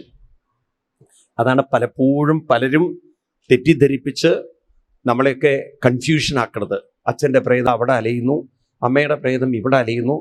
ആവുന്ന കാലത്തോ മര്യാദയ്ക്ക് നോക്കിയിട്ടുണ്ടാവില്ല, ചത്തു കഴിഞ്ഞാലും ഗതിയില്ല. നിങ്ങൾ നോക്കൂ, ഇന്ന് ഒരുപാട് ആളുകളെ സത്യം പറഞ്ഞാൽ നിങ്ങളൊന്ന് രക്ഷപ്പെട്ടു എന്ന് വിചാരിക്കണ്ട. നാളെ ഏതെങ്കിലും ഒരു ജ്യോത്സ്യം വിചാരിച്ചാൽ മതി, നിങ്ങളെ കലയുന്ന പ്രേതങ്ങളാക്കി കളയും. എന്ന് മാത്രമല്ല, അവരോട് പറയും നിങ്ങളുടെ വീട്ടിൽ കല്യാണം നടക്കാത്ത ചത്തുപോയ തള്ളകാരനാന്ന് പറയും. നോക്കണം, മര്യാദയ്ക്ക് ജീവിച്ച ഒരാള് ഒരു ഗതി കിട്ടാത്ത തള്ളയിട്ട് മാറുന്നത്. അപ്പൊ അതൊക്കെ എന്തുകൊണ്ടാണ് ചോദിച്ചു കഴിഞ്ഞാൽ അന്ധതയാണ്. അപ്പോൾ മനസ്സിലാക്കണം, ഈ ശരീരം വിട്ടുപോയാൽ പ്രാണൻ നേരെ ജലത്തിലേക്ക് ചെയ്തു. പ്രാണന് നിലനിൽക്കണമെങ്കിൽ എന്ത് വേണം? ജലം വേണം. നോക്കൂ, എത്രമാത്രം ഡാർവിൻ്റെ തിയറി ഓഫ് എവല്യൂഷനും ഭാരത സംസ്കാരം ചേർന്ന് കിടക്കണമെന്ന്. ജീവന് നിലനിൽക്കാൻ ജലം വേണമെന്ന് ഡാർവിൻ എന്ന ജോസഫ് കണ്ടെത്തുന്നതിന് മുമ്പ് തന്നെ ഭാരത ഋഷിവര്യന്മാർക്ക് അറിയാമായിരുന്നു. അതുകൊണ്ട് ഈ 4 വാക്കുകൾ നിങ്ങൾ കേട്ട് കാണുമോ അറിയില്ല, വേദാന്ത ശാസ്ത്രത്തിൽ ഭാഗവത്തിൽ പറയുന്നുണ്ട്, ഒരു ജീവൻ ശരീരം വിട്ടുപോയാൽ അത് അതിൻ്റെ സംസ്കാരമനുസരിച്ച് ഒന്നുകിൽ അത് ശ്വേതജം, ഉദ്ബീജം, അണ്ഡജം, ജരായുജം എന്ന് പറയും. കേട്ടിട്ടുണ്ടോ ആരെങ്കിലും ഇങ്ങനെ 4 വാക്കുകൾ കേട്ടിട്ടുണ്ടോ? ശ്വേതം എന്ന് പറഞ്ഞാൽ ഈർപ്പത്തിലേക്ക്, കൊതുകോ മൂട്ടകളോ ആയി പോകുന്നു. അപ്പം വല്ലാതെ കൊതുക് ഇടിക്കുന്നുണ്ടെങ്കിൽ കഴിഞ്ഞ ജന്മം ആരെയും ഉപദ്രവിച്ചവരായിരുന്നു എന്നർത്ഥം. അപ്പം അതുകൊണ്ടായിരിക്കും എന്നെയൊക്കെ നല്ലോണം വന്ന് കടിക്കുന്നുണ്ട്, ഒരു രക്ഷയില്ല. അപ്പോൾ ചിലത് കൊതുകുകളായി മാറും, ചിലത് മൂട്ടയിട്ട് മാറും, ഈർപ്പത്തിൽ പോയി അത് ജന്മമെടുക്കും. ചിലത് ഉദ്ബീജം, ചെടികളായിട്ട് മാറും. ഓരോ മരങ്ങളുണ്ടല്ലോ, അതിലെല്ലാം ഒരു ജീവൻ. നിങ്ങൾ തിരുവനന്തപുരം സെക്രട്ടേറിയറ്റിൽ പോയി നോക്കൂ, ഇഷ്ടംമാതിരി പനകൾ കാണാം. അതിൻ്റെ അർത്ഥം കഴിഞ്ഞ പ്രാവശ്യത്തെ MLA-മാരോ മന്ത്രിമാർ വായും പൊളിച്ച് അവിടെ നിന്നുകൊണ്ടിരുന്നാണ്. കണ്ടിന്യൂസ്ലി ജയിച്ചു പോയാൽ പനയാവുന്നുള്ള കാര്യം ഉറപ്പാണ്. കാരണം അവിടെ തന്നെ കുറ്റി സ്ഥാപിച്ച് അവസാനം അവിടെ ഒരു തമാശ പറയില്ല. ഇപ്പം നിങ്ങളൊരു പട്ടിയാണ് മനുഷ്യനേക്കാൾ കൂടുതൽ സ്നേഹിക്കുന്നെങ്കിൽ ഉറപ്പിച്ചോളൂ, എന്ത് അത് ചില പട്ടികളൊക്കെ കണ്ടില്ലേ, വിളിക്കുമ്പോഴേക്കും വാലാട്ടി വരുന്നതൊക്കെ, അത് ചിലരോട് എന്ത് സ്നേഹമാണ് പട്ടികൾക്ക്. അപ്പം മനസ്സിലാക്കണം, വല്ല ഭാര്യയോ ഭർത്താവോ ആയിരുന്നു എന്നുള്ളത് ഈ സ്നേഹബന്ധങ്ങളൊക്കെ കാണിക്കുന്നത്. അല്ല, തമാശ പറയല്ല. അപ്പൊ അത്രമാത്രം ഇത് ഒരു അതുകൊണ്ട് ഇത് ഞാൻ പറഞ്ഞല്ല, പൂന്താനം പറഞ്ഞ വരികളാ പറയുന്നത്. പൂച്ച ചത്തോരു ഈച്ചയാകുന്നു, പിന്നെ നരി ചത്തൊരു ഓരിയാകുന്നു, അല്ലേ? ഇങ്ങനെ ഓരോന്നിൽ നിന്ന് മറ്റൊരു ജന്മത്തിലേക്ക് മനുഷ്യൻ എത്ര ജന്മം മലത്തിൽ കഴിഞ്ഞതും എത്ര ജന്മം ജലത്തിൽ കഴിഞ്ഞതും ഉണ്ടോ? ഇതന്നെയല്ലേ ഡാർവിനും പറയുന്നത് എവല്യൂഷൻ എന്ന് പറയുന്നത്. എവിടുന്ന ഈ പാവം പൂന്താനം ഇതൊക്കെ പഠിച്ചിരിക്കുന്നത്? ഇങ്ങനെ എത്രയോ ജന്മം കഴിഞ്ഞിട്ടാണ് മനുഷ്യജന്മം കിട്ടുന്നത്. അപ്പൊ ആരാ ഇത് തീരുമാനിക്കുന്നത്? ഇത് വളരെ ശ്രദ്ധിക്കേണ്ട ഒരു വിഷയമാണ്. ഏത് ചിന്തകളാണ് മനുഷ്യജന്മത്തെ തീരുമാനിക്കുന്നത്? നിങ്ങൾ 4-ാം സ്കന്ധം ഭാഗവതത്തിൽ 29-ാം അധ്യായം 29-ാം ശ്ലോകം ഇത് അണ്ടർലൈൻ ചെയ്ത് പഠിക്കുക. ഏത് ജന്മം, അടുത്ത ജന്മം എങ്ങോട്ടാണ് നമ്മൾ പോകുന്നതെന്ന് ഭാഗവതത്തിൽ നമ്മൾ ഓർമ്മിപ്പിക്കുകയാണ്. 4-ാം സ്കന്ധം 29-ാം അധ്യായം 29-ാം ശ്ലോകം. 4-ാം സ്കന്ധം അവിടെ പറയുന്നു, കൊജിച്ച പുമാൻ, കൊജിച്ച സ്ത്രീ, കൊജിച്ച ഉഭയമന്തതി, ദേവോ മനുഷ്യതിരിയക്വ യഥാ കർമ്മഗുണം ഭവാന്. കൊജിച്ച പുമാൻ, ചിലര് മനുഷ്യജന്മം, ചിലര് സ്ത്രീകള്, ചിലര് അന്ധര്, ചിലര് ഉഭയം എന്ന് വെച്ചാൽ ട്രാൻസ്ജെൻഡർ, ആണും പെണ്ണും കെട്ട അവസ്ഥ, ചിലവര് തിരിയക്ക മൃഗങ്ങള്, ജന്തുക്കള്, ജീവജാലങ്ങൾ. ഇതൊക്കെ ആര് തീരുമാനിക്കണോ? യഥാ കർമ്മഗുണം ഭവ. നമ്മുടെ ഓരോരുത്തരുടെയും മനസ്സിലുണ്ടാക്കി വെക്കുന്ന സംസ്കാരങ്ങളാണ്, ശീലങ്ങളാണ്, സ്വഭാവങ്ങളാണ് ഈ ജന്മങ്ങളെ തീരുമാനം. അതായത് നിങ്ങൾക്കൊരൊറ്റ ചിന്തയുള്ളൂ, രാവിലെ കുറെ കഴിക്കണം, ലൗകികമായ കുറെ കാര്യങ്ങൾ ചിന്തിക്കണം, കുടുംബകാര്യങ്ങൾ, അത് കഴിഞ്ഞാൽ രാത്രി കിടന്നുറങ്ങണം. ഈ ലൗകികത മാത്രമാണെങ്കിൽ ഒരുപക്ഷെ മനുഷ്യജന്മത്തിന്റെ ആവശ്യം അതിന് പട്ടിക്കും പൂച്ചയ്ക്കും പറ്റും. അതുകൊണ്ടാണ് പട്ടികളുണ്ട് അല്ലെങ്കിൽ കോർണറിൽ പരസ്പരം അങ്ങോട്ട് വർത്തമാനം പറയുന്നത്. ഈ ഗുരുവായൂരിൽ തന്നെ കാണാൻ നിൽക്കുക, കോർണറിൽ പോയി കഴിഞ്ഞാൽ അപ്പുറത്ത് മമ്മിയൂരിലെ പട്ടികൾ അവിടെ വരും. എന്തൊക്കെയാണ് റോസി വിശേഷം? മമ്മിയൂർ എല്ലാവർക്കും സുഖം തന്നെയല്ലേ? നിന്റെ കുടുംബത്തിൽ എല്ലാവർക്കും സുഖം തന്നെയല്ലേ? അവരങ്ങോട്ടും ഇങ്ങോട്ടൊക്കെ കുശലം പറഞ്ഞ്, അപ്പം വെറും കുശലത്തിന്റെ ഒരു ലോകത്തിലാണ് ജീവിക്കുന്നെങ്കിൽ ഏത് ജന്മം കിട്ടും? എന്താ ഒന്നും മിണ്ടാത്തത്? ആരുടെ ജന്മം കിട്ടും? ഒരു പട്ടിയുടെ ജന്മമൊക്കെ കിട്ടും. നേരെ മറിച്ച് മനുഷ്യ ജന്മത്തിലേക്ക് തന്നെ പോകണമെങ്കിൽ ഗീതയിൽ 14-ാം അധ്യായത്തിൽ പറയും, ഊർധ്വം ഗച്ഛന്തി സത്വസ്ഥ മധ്യേ തിഷ്ഠതി രാജസ അധോ ഗച്ഛന്തി താമസ. 14-ാമത്തെ അധ്യായത്തിലാണ് ഈ ജീവന്റെ ഗതിയെക്കുറിച്ച് പറയുന്നത്. എന്താ പറയുന്നത്? ഊർധ്വം ഗച്ഛന്തി, സത്വഗുണമുള്ളവർക്ക് ഊർധ്വഗതിയാണ്. ആ ഊർധ്വഗതി ഉണ്ടെങ്കിൽ മനുഷ്യജന്മത്തിലേക്ക് തന്നെ മനുഷ്യൻ പോവും. അതുകൊണ്ട് ഇനിയൊരു ജന്മം നമുക്ക് നല്ലത് കിട്ടണം എന്നുണ്ടെങ്കിൽ, ആഗ്രഹിക്കുന്നെങ്കിൽ നല്ലവണ്ണം എന്ത് വേണം? നാമജപത്തിന്റെ ഒരു സംസ്കാരം നമ്മൾ ഉണ്ടാക്കി വെക്കണം. ഇതെന്റെ ഒരു അപേക്ഷയല്ല, കൃഷ്ണൻ പറയുന്ന ഒരു വലിയ കാര്യമാണ്. ഞാൻ പറയുന്ന ഈ ശ്ലോകം എടുത്താൽ മതി നിങ്ങൾ. ഗീതയിൽ 6-ാം അധ്യായത്തില് 37-ാമത് ശ്ലോകം എടുക്കുക. ഇത് അർജുനൻ ചോദിക്കുന്നൊരു ചോദ്യത്തിന് കൃഷ്ണൻ തന്നെ ഉത്തരം പറയുന്നതാണ്. അപ്പൊ നിങ്ങൾക്ക് കുറേയും കൂടി വ്യക്തമാവില്ല എന്താ കൃഷ്ണൻ പറഞ്ഞത്. അർജുനൻ ചോദിക്കുകയാണ്, അയതി ശ്രദ്ധയോപേത യോഗാചലിത മാനസ അപ്രാപ്യ യോഗ സംസിദ്ധിം കാം ഗതിം കൃഷ്ണ ഗച്ഛതി. ഹേ കൃഷ്ണ, നമ്മള് കുറച്ചു നേരം ഇരുന്ന് ജപിക്കുന്നു, ഭജിക്കുന്നു, കീർത്തിക്കുന്നു, ഇതൊക്കെ റെഗുലർലി ചെയ്യുന്ന ഒരാള് ഇൻ കേസ് അയാൾക്ക് മരണത്തിലേക്ക് പോകേണ്ടതായി വന്നിട്ടുണ്ടെങ്കിൽ കാ ഗതി കൃഷ്ണ ഗച്ഛതി, അയാളുടെ ഗതി എന്തായിരിക്കും കൃഷ്ണ എന്ന് ചോദിക്കുകയാണ്. അതിനാണ് ഭഗവാൻ ഉത്തരം പറയുന്നത്. 40-ാം ശ്ലോകം മുതൽ കാണാം. പാർത്ഥനൈവേഹനാമുത്ര വിനാശത്തസ്യ വിദ്യതേ നഹി കല്യാണകൃത് ദുർഗതിം താതഗച്ഛതി. ഇത് കൃഷ്ണന്റെ വാക്കുകളാണ്. കാണുന്നുണ്ടോ? ഞാൻ പറയുന്ന ശ്ലോകം കാണുന്നുണ്ടോ? അവിടെ പറയുന്നത് എന്താണ്? കല്യാണകൃത്. പറയൂ. കല്യാണകൃത് എന്ന് പറഞ്ഞാൽ കല്യാണം കഴിച്ചവരെന്നുള്ള അർത്ഥത്തിലല്ല. കല്യാണകൃത് എന്ന് പറഞ്ഞാൽ അവനവന് മംഗളകരമായ, ശ്രേയസ്കരമായ, നിശ്രേയസ്കരമായ അഭ്യുന്നതി ഉണ്ടാക്കുന്ന, ഉന്നതി ഉണ്ടാക്കുന്ന കാര്യങ്ങൾ ആരാണോ റെഗുലർലി ചെയ്യുന്നത്, ദുർഗതിം നഗച്ഛതി. കല്യാണകൃത് പറയൂ, ദുർഗതിം നഗച്ഛതി. മനസ്സിലാവോ? കല്യാണകൃത്, റിപ്പീറ്റ് ചെയ്യൂ. കല്യാണകൃത് ദുർഗതിം നഗച്ഛതി. അർത്ഥാവില്ലേ? കല്യാണകൃത്, ആരാണോ മംഗളകരമായ കാര്യം ചെയ്യുന്നത് അവർക്കൊരിക്കലും എന്തുണ്ടാവില്ല? ദുർഗതി ഉണ്ടാവില്ല. ഈ ഗ്യാരണ്ടി കൃഷ്ണൻ തന്നെ തരുന്നുണ്ടെങ്കിൽ നമ്മളെ കല്യാണകൃത് ആക്കി വെക്കേണ്ട ഉത്തരവാദിത്വം കല്യാണകൃത്. കൃത് പറഞ്ഞാൽ ദ വൺ ഹു ഡസ്. ആരാണോ അവർക്ക് പ്രാക്ടീസ്, ആരാണോ റെഗുലർലി ഇത് ചെയ്യുന്നത്. ഇത് പ്രാർത്ഥനയല്ല, ഇത് നമ്മുടെ മനസ്സിന്റെ സംസ്കാരത്തെ പരിവർത്തനം വരുത്തുന്ന നിരന്തരമായ അഭ്യാസമാണ്, സാധനയാണ്, അനുഷ്ഠാനമാണ്. ഇപ്രകാരം ആര് റെഗുലർലി പ്രാക്ടീസ് ചെയ്യുന്നുണ്ടോ അവർക്ക് കല്യാണകൃത് ആയിട്ടുള്ള അവർക്ക് എന്തില്ല?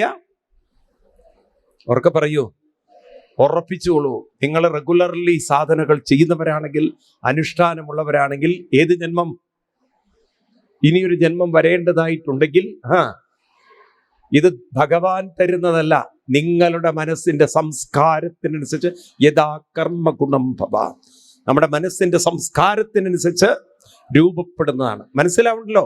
This is a science. കാരണം നിങ്ങളാണ് നിങ്ങളുടെ ജന്മങ്ങൾക്ക് കാരണം എന്ന് എപ്പോഴും ഓർക്കുക. പാവം ഭഗവാനെ ഇതിലേക്കൊന്നും വലിച്ചഴിക്കേണ്ട കാര്യമില്ല. ഭഗവാൻ നിങ്ങൾക്ക് നിങ്ങളുടെ മനസ്സിനെ മാറ്റാനുള്ള സ്വാതന്ത്ര്യവും ശക്തിയും കഴിവും സമയവും ഒക്കെ തന്നിട്ടുണ്ട്. ഉണ്ടോ? അതാണ് ഭഗവാൻ. നമുക്ക് തരുന്ന സ്വാതന്ത്ര്യമാണ് ഭഗവാൻ, നമുക്ക് തരുന്ന ശക്തിയാണ് ഭഗവാൻ, നമുക്ക് തരുന്ന കഴിവാണ് ഭഗവാൻ, നമുക്ക് തരുന്ന ടൈമാണ് ഭഗവാൻ. ഇതിനെ യൂസ് ചെയ്യാം, മിസ്യൂസ് ചെയ്യാം. ഇതിനെ നമുക്ക് അനുകൂലമാക്കാം, നമുക്ക് ഒഴിവാക്കാം, ഉപേക്ഷിക്കാം. ഇതാര് തീരുമാനിക്കണം? പറയൂ, ആര് തീരുമാനിക്കണം? അതാണ് പലരും ഇതൊക്കെ അവഗണിച്ചുകൊണ്ട് ജീവിച്ചിട്ട് ഭഗവാന്റെ കൈയും കാലും പിടിച്ച് കരഞ്ഞിട്ട് എന്താ കാര്യം? അങ്ങനെ ഒരു തരത്തിലും ഭഗവാന് നമ്മളെ മാറ്റം വരുത്തിയെടുക്കാൻ സാധ്യല്ല. ഈ ക്ലാരിറ്റിയാണ് നിങ്ങൾക്ക് വേണ്ടത്. മനസ്സിലായില്ലേ? ഇപ്രകാരം ഇവിടെ ജീവൻ ശരീരം വെടിഞ്ഞാൽ അത് ജലത്തിലേക്ക് പ്രവേശിക്കും. അതുകൊണ്ടാണ് ഹിന്ദു മതത്തിൽ മരണാനന്തര ചടങ്ങുകളൊക്കെ ജലവുമായി ബന്ധപ്പെട്ട് ചെയ്യുന്നത്. എന്തിനേറെ ദഹിപ്പിക്കുന്ന സമയത്ത് കുടം പൊട്ടിക്കുന്ന ഒരു ചടങ്ങ് ഹിന്ദുക്കൾക്കുണ്ട്. ഉണ്ടോ? എന്തിനാണ് ഈ കുടം പൊട്ടിക്കുന്നത്? അത് ശരീരത്തിന്റെ പ്രതീകമാണ്. ആ ജീവൻ ജലത്തിലൂടെ പോകുന്നു, അതാണ് ആ കുടം പൊട്ടി. ആ ജീവൻ പോവുകയാണ്, യാത്ര ചെയ്യുകയാണ്. അങ്ങനെ ജീവൻ യാത്ര ചെയ്ത് സംസ്കാരത്തിനനുസരിച്ച് ഓരോ അച്ഛന്മാരെ കണ്ടെത്തും. അതായത് ആണുങ്ങൾ, ഇപ്പൊ മനുഷ്യജന്മം എടുക്കുക എന്നുള്ളൊരു ഇതിൽ നിഗമനത്തിൽ നമുക്ക് പറയാം, ആണ് കഴിക്കുന്ന വെള്ളത്തിലൂടെ ആ ജീവൻ അകത്തേക്ക് പ്രവേശിച്ച് അത് രക്തത്തിലേക്ക് ചേർന്ന് രക്തമാണ് പല പരിണാമങ്ങൾ സംഭവിച്ച് സ്പേമുകളായി ബീജമായി മാറുന്നത്. അങ്ങനെ ഒരു സ്ത്രീയുടെ ശരീരത്തിലേക്ക് ആയിരക്കണക്കിന് സ്പേമുകളാണ് ഒരു പുരുഷൻ ഇജക്റ്റ് ചെയ്യുന്നത്. അതിൽ ഒരു ജീവനെ മാത്രമാണ് സ്വീകരിക്കുന്നത്. ബാക്കിയുള്ളവരെല്ലാം പുറന്തള്ളപ്പെട്ടു. അപ്പൊ വീണ്ടും അടുത്ത യാത്ര. ഒരു അച്ഛനെ കിട്ടുന്നത് വരെ ഒരു ശരീരത്തിൽ നിന്നും മറ്റൊരു ശരീരത്തിൽ. ഈ യാത്രയുടെ പേരാണ് പിതൃലോകവാസം. അതുകൊണ്ടാണ് ഹിന്ദു മതത്തിൽ മരണാനന്തരം പിതൃലോകത്തിലാണെന്ന് സങ്കല്പിച്ചിരിക്കുന്നത്. ഒരു അച്ഛനെ കിട്ടുന്നത് വരെ ഒരു ശരീരത്തിൽ നിന്നും പറയൂ മറ്റൊരു ശരീരം. അതുകൊണ്ടാണ് നമ്മൾ എല്ലാ വർഷവും കൃത്യമായി ശ്രാദ്ധം ചെയ്യുന്നത്. അതിൽ ഒരു വശത്ത് നമ്മുടെ കടപ്പാടുണ്ട്. നമുക്ക് 7 തലമുറകളോടുള്ള നമ്മുടെ ശരീരവുമായി ചേർന്ന് കിടക്കുകയാണ് ഓരോ 7 തലമുറയുടെയും സംസ്കാരവും ജീവിതവും ജനറ്റിക്കലി. അപ്പം അതുകൊണ്ടുള്ള നമ്മുടെ കർത്തവ്യം, കടമ, ഉത്തരവാദിത്വം, കടപ്പാട്, ഇതൊക്കെ നമുക്കുണ്ട്. വേറെ വശത്ത് അലഞ്ഞുകൊണ്ട് നടക്കുന്ന ആ പ്രേതാത്മാവിന് നല്ലൊരു ജന്മം കിട്ടണേ എന്നുള്ളൊരു പ്രാർത്ഥനയും അതിലുണ്ട്. മനസ്സിലാവുന്നില്ല? അതാണ് മരിച്ചവർക്ക് മോക്ഷം കിട്ടുക എന്ന് പറയുന്നത്. ഈ കർമ്മങ്ങളൊക്കെ ചെയ്യുമ്പോൾ അത് ചില ജീവന്മാർക്ക് എൻട്രി കിട്ടാൻ പാട് കൂടുതലാണ്. കാരണം അങ്ങനെ ഒരു അച്ഛനെയും അമ്മയെയും കിട്ടാൻ വളരെ കാണുന്നില്ലേ നിങ്ങൾ? ആ ചോയ്സ് ശരിയല്ലെങ്കിൽ ജനിച്ച ഉടനെ വലിച്ചെറിയുന്ന, ജനിച്ച ഉടനെ തന്നെ കുഴിച്ചു മൂടുന്ന പത്രവാർത്തകളൊക്കെ കാണുന്നില്ലേ? എന്തിനാ ജീവൻ ഇത് അനുഭവിക്കണം? എന്തിനാ വേദനകളിലൂടെ കടന്നു പോകണം? എന്തിനേറെ പ്രസവിച്ച് പ്ലാസ്റ്റിക് കവറിലാക്കി വലിച്ചെറിയുന്ന എത്രയോ കഥകളൊക്കെ നമ്മൾ പത്രത്തിൽ വായിച്ചിട്ടില്ലേ? ഉണ്ടോ ഇല്ലയോ? ഞാൻ ഒരിക്കൽ ബോംബെയിൽ പ്രോഗ്രാം നടന്ന് വരികയാണ്. അന്നത്തെ രാവിലത്തെ ന്യൂസ്, കഷ്ടം. ഒരു ട്രെയിനിനകത്ത് ഒരു പെണ്ണ് പ്രസവിച്ചിട്ട് അതിനെ ബാത്റൂമിൽ കൊണ്ടുപോയിട്ടിരിക്കുന്നു. അവിടെ ടോയ്ലറ്റിൽ പോകാൻ നേരത്തെ ടോയ്ലറ്റിൻ്റെ ഉള്ളിൽ നിന്ന് ഒരു കവർ ഇളകിക്കൊണ്ടിരിക്കുകയാണ്. അപ്പോഴാണ് നോക്കുമ്പം അതിൻ്റെ അകത്തൊരു കുഞ്ഞു പിടയാണത്. ഒരു സ്ത്രീ പ്രസവിച്ച് ടോയ്ലറ്റിൽ. അപ്പം ആ കുട്ടി എന്താ അതിന് വന്നത്?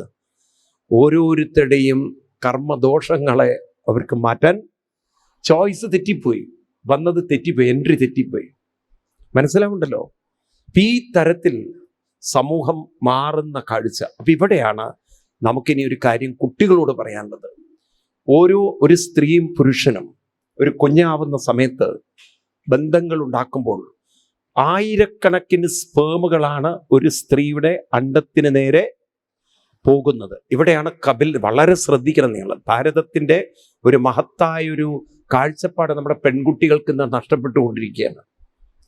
അപ്പോൾ ഒരു ജീവൻ എൻട്രി കിട്ടണമെങ്കിൽ, നല്ല എൻട്രി വേണമെങ്കിൽ, ഒരു പെൺകുട്ടിയിൽ ചില വ്രതനിഷ്ഠകളുണ്ടെങ്കിൽ അതിലുള്ള ഏറ്റവും നല്ല ജീവനെ ആയിരിക്കും ആ അണ്ഡം തിരഞ്ഞെടുക്കുന്നത്. ഈ വ്രതത്തെക്കുറിച്ച് ഭാഗവതം പറയുന്നുണ്ട്. 8-ാം സ്കന്ധത്തിൽ നമുക്ക് പയോവ്രതം എന്നൊരു ഭാഗം കാണാൻ സാധിക്കും. ഏതാണ്? നമുക്ക് പെൺകുട്ടികൾക്കൊക്കെ പറഞ്ഞു കൊടുക്കേണ്ട ഒരു വ്രതമാണ്. അതായത് വിവാഹം കഴിഞ്ഞ ഉടനെ തന്നെ ഒരു കുഞ്ഞാവാൻ ആഗ്രഹിക്കുന്നെങ്കിൽ, അല്ലെങ്കിൽ എന്തെങ്കിലും അവർ ആഗ്രഹിക്കുന്നെങ്കിൽ, ഈ വ്രതം അനുഷ്ഠിക്കുമ്പോൾ അണ്ഡശുദ്ധി, സങ്കല്പശക്തി, കാല അനുകൂലത ഇതൊക്കെ വരുമ്പോൾ ഏറ്റവും സർവശ്രേഷ്ഠമായ ജീവനെയായിരിക്കും അണ്ഡം തെരഞ്ഞെടുക്കുന്നത്. അതല്ല തോന്നിയതുപോലെ ഒരു വികാരത്തിലാണ് ബന്ധമെങ്കിൽ വ്യാസഭഗവാൻ വാൺ ചെയ്തു അംബികയും അംബാലികയും. വ്രതമെടുക്കുകയാണ് നല്ലത്. അപ്പോഴേ ഉത്കൃഷ്ടരായിട്ടുള്ള പുത്രന്മാരുണ്ടാവുള്ളൂ. തപസ്വിയായ വ്യാസനിൽ നിന്നും ബീജത്തെ സ്വീകരിച്ചപ്പോൾ ഒരു വ്രതനിഷ്ഠകളും അടുക്കാതെ തങ്ങൾക്ക് കുട്ടികളെ വേണമെന്നില്ല, അങ്ങനെ ഒരു ചിന്തയോടുകൂടി, മനസ്സിലായില്ലേ? അങ്ങനെ വ്യാസരെ സ്വീകരിച്ചപ്പോഴാണ് ഒരാളിൽ അന്ധനായ ധൃതരാഷ്ട്രം, മറ്റൊരാളിൽ രോഗിയായ പാണ്ഡുവും ഉണ്ടായത്. എന്നാൽ വളരെ ഭക്തിയോടെ വ്രതത്തോടെ ആ വ്യാസരിൽ നിന്നും ബീജം സ്വീകരിച്ച ദാസിയിലുണ്ടായ പുത്രനാണ് വിതുരൻ. എന്തിനാ ഈ കഥകളൊക്കെ പറയുന്നത്? ശ്രേഷ്ഠന്മാരായ മക്കൾക്ക് ജന്മം കൊടുക്കണം എന്നാഗ്രഹിക്കുന്ന കുട്ടികൾക്കുള്ള വ്രതമാണ്. അവർക്ക് പറയൂ, ഇതിനെക്കുറിച്ചൊക്കെ ഒരു അവബോധം നമ്മുടെ കുട്ടികളിലേക്ക് കൊണ്ടുവരാൻ നമുക്ക് സാധിക്കണം. അല്ലെങ്കിൽ അമ്മയെ കൊല്ലുന്ന, തല്ലുന്ന കാണുന്നുണ്ടല്ലോ പത്രത്തിലൊക്കെ. 10ഉം 15ഉം വെട്ടുകെട്ടി അമ്മയെ കൊല്ലുന്നു. ഈ തരത്തിലുള്ള ക്രൂരതകളൊക്കെ കാണിക്കുന്ന മക്കളുണ്ട്. അമ്മയെ കൊണ്ടു നടക്കുന്ന മക്കളുണ്ട്, കെയർ ചെയ്യുന്ന മക്കളുണ്ട്. ഉണ്ടോ? ഈ രീതിയിൽ എത്ര അനുഭവങ്ങളും കഥകളാണ് നമ്മൾ കേൾക്കുന്നത്. മക്കളെ ദ്രോഹിക്കുന്ന അമ്മമാരുണ്ട്. ഉണ്ടോ? ഈ കാലഘട്ടത്തിൽ നമുക്ക് ഈ ഒരു അവബോധം കുട്ടികളുണ്ടാക്കണം. നിൽക്കട്ടെ, ഏതായാലും ജീവൻ യാത്രയിലാണ്. ഒരു അച്ഛനെ കിട്ടിക്കഴിഞ്ഞാൽ അമ്മയുടെ ഗർഭപാത്രത്തിലെത്തുമ്പോൾ എക്സാക്ട്ലി എന്താണ് അമ്മയുടെ വയറ്റിൽ സംഭവിക്കുന്നതെന്ന് ഒരു സ്കാനിങ്ങും സോണോഗ്രാഫിയും ഇല്ലാതെ കപിലൻ എഴുതി വയ്ക്കുന്ന അധ്യായമാണ് 31-ാം അധ്യായം. അതൊരു ഗംഭീരമായൊരു ഗൈനക്കോളജിയുടെ അധ്യായം കൂടിയാണ്. ഇത്രയൊക്കെ എവിടെ നിന്ന് കിട്ടി കപിലൻ അറിവ് എന്നത് വളരെ അത്ഭുതത്തോടുകൂടി, ഇവൻ ഗൈനക്കോളജിക്ക് പോലും നിഷേധിക്കാൻ പറ്റാത്ത അത്ര ഒരു സയന്റിഫിക് ആയിട്ടുള്ള ഒരു ദർശനം നമുക്കിവിടെ കാണാൻ പറ്റും. ഇന്ന് ഞാനിത് വായിക്കുമ്പോൾ കഴിഞ്ഞ ഒരു 2 മാസം മുമ്പ് അമേരിക്കയിലെ മെഡിക്കൽ ജേർണലിൽ ന്യൂറോ സയൻസ് നടത്തിയ റിസർച്ചിൽ പറയുന്നത്, മനുഷ്യൻ മരിക്കാൻ നേരത്തും ജനിക്കാൻ നേരത്തും ജീവിതത്തിൽ സംഭവിച്ച പല സംഭവങ്ങളെയും ഓർക്കും എന്നാണ് പറയുന്നത്. മനുഷ്യൻ ജനിക്കാൻ നേരത്തും മരിക്കാൻ നേരത്തും അവൻ്റെ ന്യൂറോ പ്രവർത്തനങ്ങൾ കുറേ കാലത്തെ പഠനം നടത്തിയിട്ട് അവർ പറയുന്നു, ജീവിതത്തിൽ നടന്ന പ്രധാന സംഭവങ്ങളെ മനുഷ്യൻ ഓർക്കുന്നതാണ്. അപ്പം ആ ഒരു ചിന്ത ഏത് ഓർക്കണം, ആ ഓർമ്മയിലാണ് പലപ്പോഴും പലരും നിങ്ങളെ സ്വാധീനിച്ച ചിന്തകൾ, ആ സ്വാധീനിച്ച ചിന്തയെ സ്മരിച്ചുകൊണ്ടാണ് നമ്മൾ ഓരോരുത്തരും ശരീരം വിടുന്നത്. ഇത് 5000 വർഷം മുമ്പ് കപിലൻ എഴുതി വെച്ചിരിക്കുകയാണ്. ഇന്നിത് റിസർച്ച് വർക്കാണ്, അന്നത് ധ്യാനത്തിലൂടെ കണ്ടെത്തിയാണ്. നോക്കാം, നമുക്ക് ഈ 31-ാം അധ്യായം ജസ്റ്റ് ഒന്ന് നമുക്ക് അതിലൂടെ ഒന്ന് വായിച്ചു നോക്കാം. സമയത്തിൻ്റെ ഒരു കുറവുണ്ട്, അതുകൊണ്ട് ഫാസ്റ്റായിട്ട് നമുക്ക് കടന്നു പോവാം. അവിടെ കലലം തു ഏകരാത്രേണ പഞ്ചരാത്രേണ ബുധം, ഇതൊക്കെ വായിക്കുമ്പോണ്ടല്ലോ നമ്മളെ പെൺകുട്ടികളെ കുറെ കൂടി ഒരു അവയർനെസ്സിലേക്ക് വരുത്താൻ നമുക്ക് ഭാഗവത സപ്താഹങ്ങളൊക്കെ പ്രയോജനപ്പെടുത്തണം. കാരണം ഇന്ന് നമ്മുടെ പെൺകുട്ടികൾ പ്രസവിക്കുന്നതിൻ്റെ തോത് വളരെ കുറഞ്ഞു വരികയാണ്. എന്ന് മാത്രമല്ല, പ്രസവിക്കാൻ ഇന്ന് ഹോർമോൺ ചികിത്സ വേണ്ടി വരികയാണ്. ഈ ഹോർമോൺ ചികിത്സയാണ് പിന്നീട് യൂട്രസിനകത്ത് പലതരത്തിലുള്ള ഫൈബ്രോയിഡുകളും സിസ്റ്റുകളും വളർത്തി, അതുകൊണ്ട് അവർക്ക് കുറേ കഴിഞ്ഞാൽ ചിലപ്പം ബ്രസ്റ്റിൽ ക്യാൻസർ ആയിരിക്കും, ചിലപ്പം സിസ്റ്റ് ഗ്രോത്ത് ഉണ്ടാക്കുന്ന പ്രശ്നങ്ങൾ, അല്ലെങ്കിൽ യൂട്രസിൽ തന്നെ അപകടങ്ങൾ ഉണ്ടാക്കി അവസാനം അത് തന്നെ എടുത്ത് കളയേണ്ട, ഓവറി എടുത്ത് കളയേണ്ട കേസുകളാണെന്ന് കൂടി വരുന്നത്. ആണോ അല്ലയോ? പണ്ട് നമ്മൾ കേൾക്കാത്ത ക്യാൻസറൊക്കെ ഇന്ന് സ്ത്രീകളിൽ കൂടി വരികയാണ്. കഴിഞ്ഞ ദിവസം ഇവിടെ വന്നിരുന്ന മുഹമ്മദ് ഷെരീഫ് എന്ന് പറയുന്ന അദ്ദേഹത്തിൻ്റെ മകള് RCCയിലാണ്.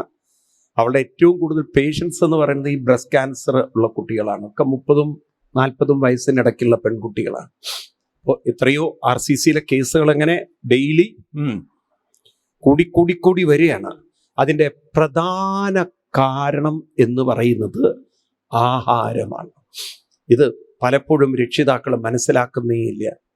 പ്രത്യേകിച്ച് ഇന്നത്തെ കാലഘട്ടത്തിൽ ആഹാരശുദ്ധോ സത്വശുദ്ധി എന്ന കാര്യം നമ്മൾ മറന്നുപോയി. ഇന്ന് കൂടുതലും ഈ നോൺ വെജ് കൾച്ചർ കൊണ്ടു നടക്കുന്ന ആളുകൾ, പ്രത്യേകിച്ച് ഇപ്പോഴത്തെ ഈ ചിക്കൻ ഇത്യാദി സാധനങ്ങളൊക്കെ ഹോർമോൺ കണ്ടന്റ് ഫുഡുകളാണെന്ന് അറിയുന്നില്ല. കോഴികൾക്ക് ഹോർമോൺ ടാബ്ലറ്റ് കൊടുത്തുകൊണ്ടാണ് അവർ കോഴിയെ അപ്പം ആ കോഴിയിലുള്ള ഹോർമോൺ വ്യവസ്ഥകൾ അതിലുള്ളതൊക്കെ മനുഷ്യ ശരീരത്തിലേക്കും അബ്സോർവ് ചെയ്യപ്പെടുമ്പോൾ ഫെലോപ്പിൻ ട്യൂബിലാണ് ബീജം വന്ന് വീഴുക. ഈ വീഴുന്ന ബീജത്തെയാണ് ഗർഭാശയത്തിൽ കൊണ്ടെത്തിക്കുന്നത്. പക്ഷെ ആ ട്യൂബ് കുറേ കഴിഞ്ഞാൽ എന്ത് സംഭവിക്കുന്നു വെച്ച് കഴിഞ്ഞാൽ ഹോർമോണിൻ്റെ അതിപ്രവർത്തനം കൊണ്ട് അതിൻ്റെ ആ ലൂബ്രിക്കേഷൻ നഷ്ടപ്പെട്ട് അത് പിന്നെ ഒരിക്കലും ഗർഭാശയത്തിലേക്ക് ഈ ബീജത്തെ എത്തിക്കില്ല. അതുകൊണ്ടാണ് പല പെൺകുട്ടികളും കൺസീവ് ചെയ്യാതെ പോകുന്നത്. മനസ്സിലാവുണ്ടല്ലോ, ഇതൊക്കെ ഹോർമോണിൻ്റെ സ്വാധീനം കൊണ്ടാണ്. അപ്പോൾ ഒരു അച്ഛനും അമ്മയും അറിയുന്നില്ല ഈ കുട്ടി നാളെ അമ്മയാവേണ്ടവളാണ്, ഈ പ്രവർത്തനം ഇതാണ് ശരീരത്തിൽ, അത് മാറ്റാൻ ആർക്കും പറ്റില്ല, കാരണം അത് സയൻസാണ്.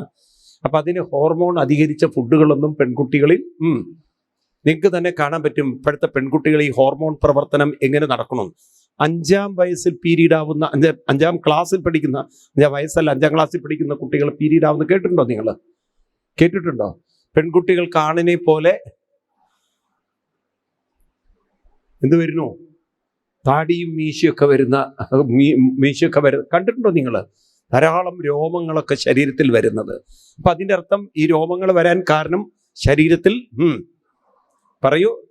സ്ത്രീകളുടെ ശരീരത്തിലുള്ള ഹോർമോണിൽ നിന്നും പുരുഷ ശരീരത്തിൻ്റെ ഹോർമോൺ പ്രവർത്തനം ആ ശരീരത്തിൽ കൂടി. ഇതൊക്കെ വരുന്നത് ഏതിലൂടെയാണ് കണ്ടിട്ടെങ്കിലും തിരിച്ചറിവ് അച്ഛനമ്മമാർക്കില്ല എന്നുള്ളതാണ് സങ്കടം. നിങ്ങളത് ആലോചിച്ച് നോക്കൂ. വെറുതെ ആശുപത്രികളിൽ പോയിട്ട് മരുന്ന് കഴിച്ചിട്ട് ഗർഭം ധരിക്കേണ്ട ഒരു ഗതികേട് നമ്മുടെ കുട്ടികൾക്കായിത്തീർന്നത് കുറേയൊക്കെ രക്ഷിതാക്കളുടെ ശ്രദ്ധയില്ലായ്മയല്ലേ? ഇതിനെക്കുറിച്ചൊക്കെ ഒരു എഡ്യൂക്കേഷൻ നമ്മുടെ കുട്ടികൾക്ക് വേണോ വേണ്ടയോ? ഒന്ന് ചിന്തിക്കേണ്ടതല്ലേ? നമ്മൾ അതിനുവേണ്ടി ഒന്ന് പ്രവർത്തിക്കണം. കാരണം പല രക്ഷിതാക്കൾക്കും കുട്ടികളെ വളർത്താൻ അറിയില്ല. നാക്കിൻ്റെ രുചിക്ക് വേണ്ടി ജീവിതത്തെ തന്നെ കൈവിടുന്ന ഒരു രീതിയായിപ്പോയി നമ്മൾ. ആണോ അല്ലയോ? അതുകൊണ്ട് കൃഷ്ണൻ പറയും 3 തരം ആഹാരത്തെക്കുറിച്ച്. സാത്വികാഹാരം കേട്ടിട്ടുണ്ടോ നിങ്ങൾ? ഗീതയിലെ 17-ാം അധ്യായം എടുത്ത് നോക്കൂ നിങ്ങൾ. അവിടെ സാത്വികാഹാരം ഇത് നമ്മളെ കുട്ടികളെ പഠിപ്പിച്ചെടുത്താൽ നല്ലതാണ്. അറ്റ്ലീസ്റ്റ് അങ്ങനെയെങ്കിലും ഒരു ബോധം അവരുടെ ഉള്ളിൽ കൊണ്ടുവരാൻ സാധിച്ചാൽ നല്ലതാണ്. സാത്വികാഹാരം, രാജസികാഹാരം, താമസികാഹാരം. നിങ്ങൾ നോക്കൂ, ഈ സാത്വികാഹാരം ഒക്കെ ഏതാണെന്ന് നോക്കൂ നിങ്ങൾ. അവിടെ പറയുന്നു ആയുസ്സത്വബലാരോഗ്യം. എനിക്ക് തോന്നുന്നു 9, 10, 11 അങ്ങനെയുള്ള ശ്ലോകങ്ങളായിരിക്കാം ഗീതയിൽ. ആണോ? എത്രാമത്തെ ശ്ലോകമാണ്? 8. ആയുസ്സത്വബലാരോഗ്യ സുഖപ്രീതി വിവർധന. കാണുന്നുണ്ടോ? ആയുസ്സത്വബലാരോഗ്യ, ആയുസ്സുണ്ടാകുന്ന, ബലമുണ്ടാകുന്ന, പ്രതിരോധമുണ്ടാകുന്ന ഇങ്ങനെയൊക്കെയുള്ള ആഹാരം അതേതാണത്? രസ്യ സ്നിഗ്ധ കൃദ്യ. രസമുള്ളത്, അതുപോലെ എണ്ണമയമുള്ളത്, നല്ല ഫ്രഷ് ആയിട്ടുള്ള വെജിറ്റബിൾസ് ഒക്കെ കഴിക്കുമ്പോൾ ആഹാര സാത്വിക. ഏതായിരിക്കും? സാത്വികം. എന്നാൽ കട്വാമ്ല ലവണ ഉഷ്ണ രൂക്ഷഗന്ധ ഉൽഭിണ അല്ലെ? രൂക്ഷഗന്ധം, അതായത് ഭയങ്കരമായിട്ടുള്ള മസാലകളൊക്കെ ചേർത്ത് എരിവും അമിതമായ എരിവും ഉപ്പും അതൊക്കെ ചേർത്ത് കൊണ്ടുണ്ടാക്കുന്ന ആഹാരം കഴിക്കുമ്പോൾ ആഹാരാരാജസ ദുഃഖശോകമയ പ്രധാനാണ്. ജീവിതത്തിൽ എന്നും എങ്ങോട്ടാണ് പോകുന്നത്? ദുഃഖം. എന്തുകൊണ്ടാണ് ദുഃഖം വരുന്നത്? ഇത് ക്രമേണ ജീവിതത്തിൻ്റെ തന്നെ ഹോർമോൺ വ്യവസ്ഥയെയും പ്രതിരോധ ശേഷിയെയും അവർക്ക് പറയൂ ഇല്ലാതാക്കും. നമ്മുടെ ക്യാൻസറിൻ്റെ ഏറ്റവും വലിയൊരു ശബ്ദം എന്ന് പറയുന്നത് ഡോക്ടർ ഗംഗാധർജിയാണ്. പറ്റുകയാണെങ്കിൽ ഇവിടെ വരാമെന്ന് പറയുന്നുണ്ട്, മേ ബി സമയം കിട്ടുകയാണെങ്കിൽ. അപ്പം അദ്ദേഹം പറയും ആഹാരം മാറിയാൽ മാത്രമേ ക്യാൻസറിനൊരു ശാശ്വതമായ പരിഹാരമുള്ളൂ.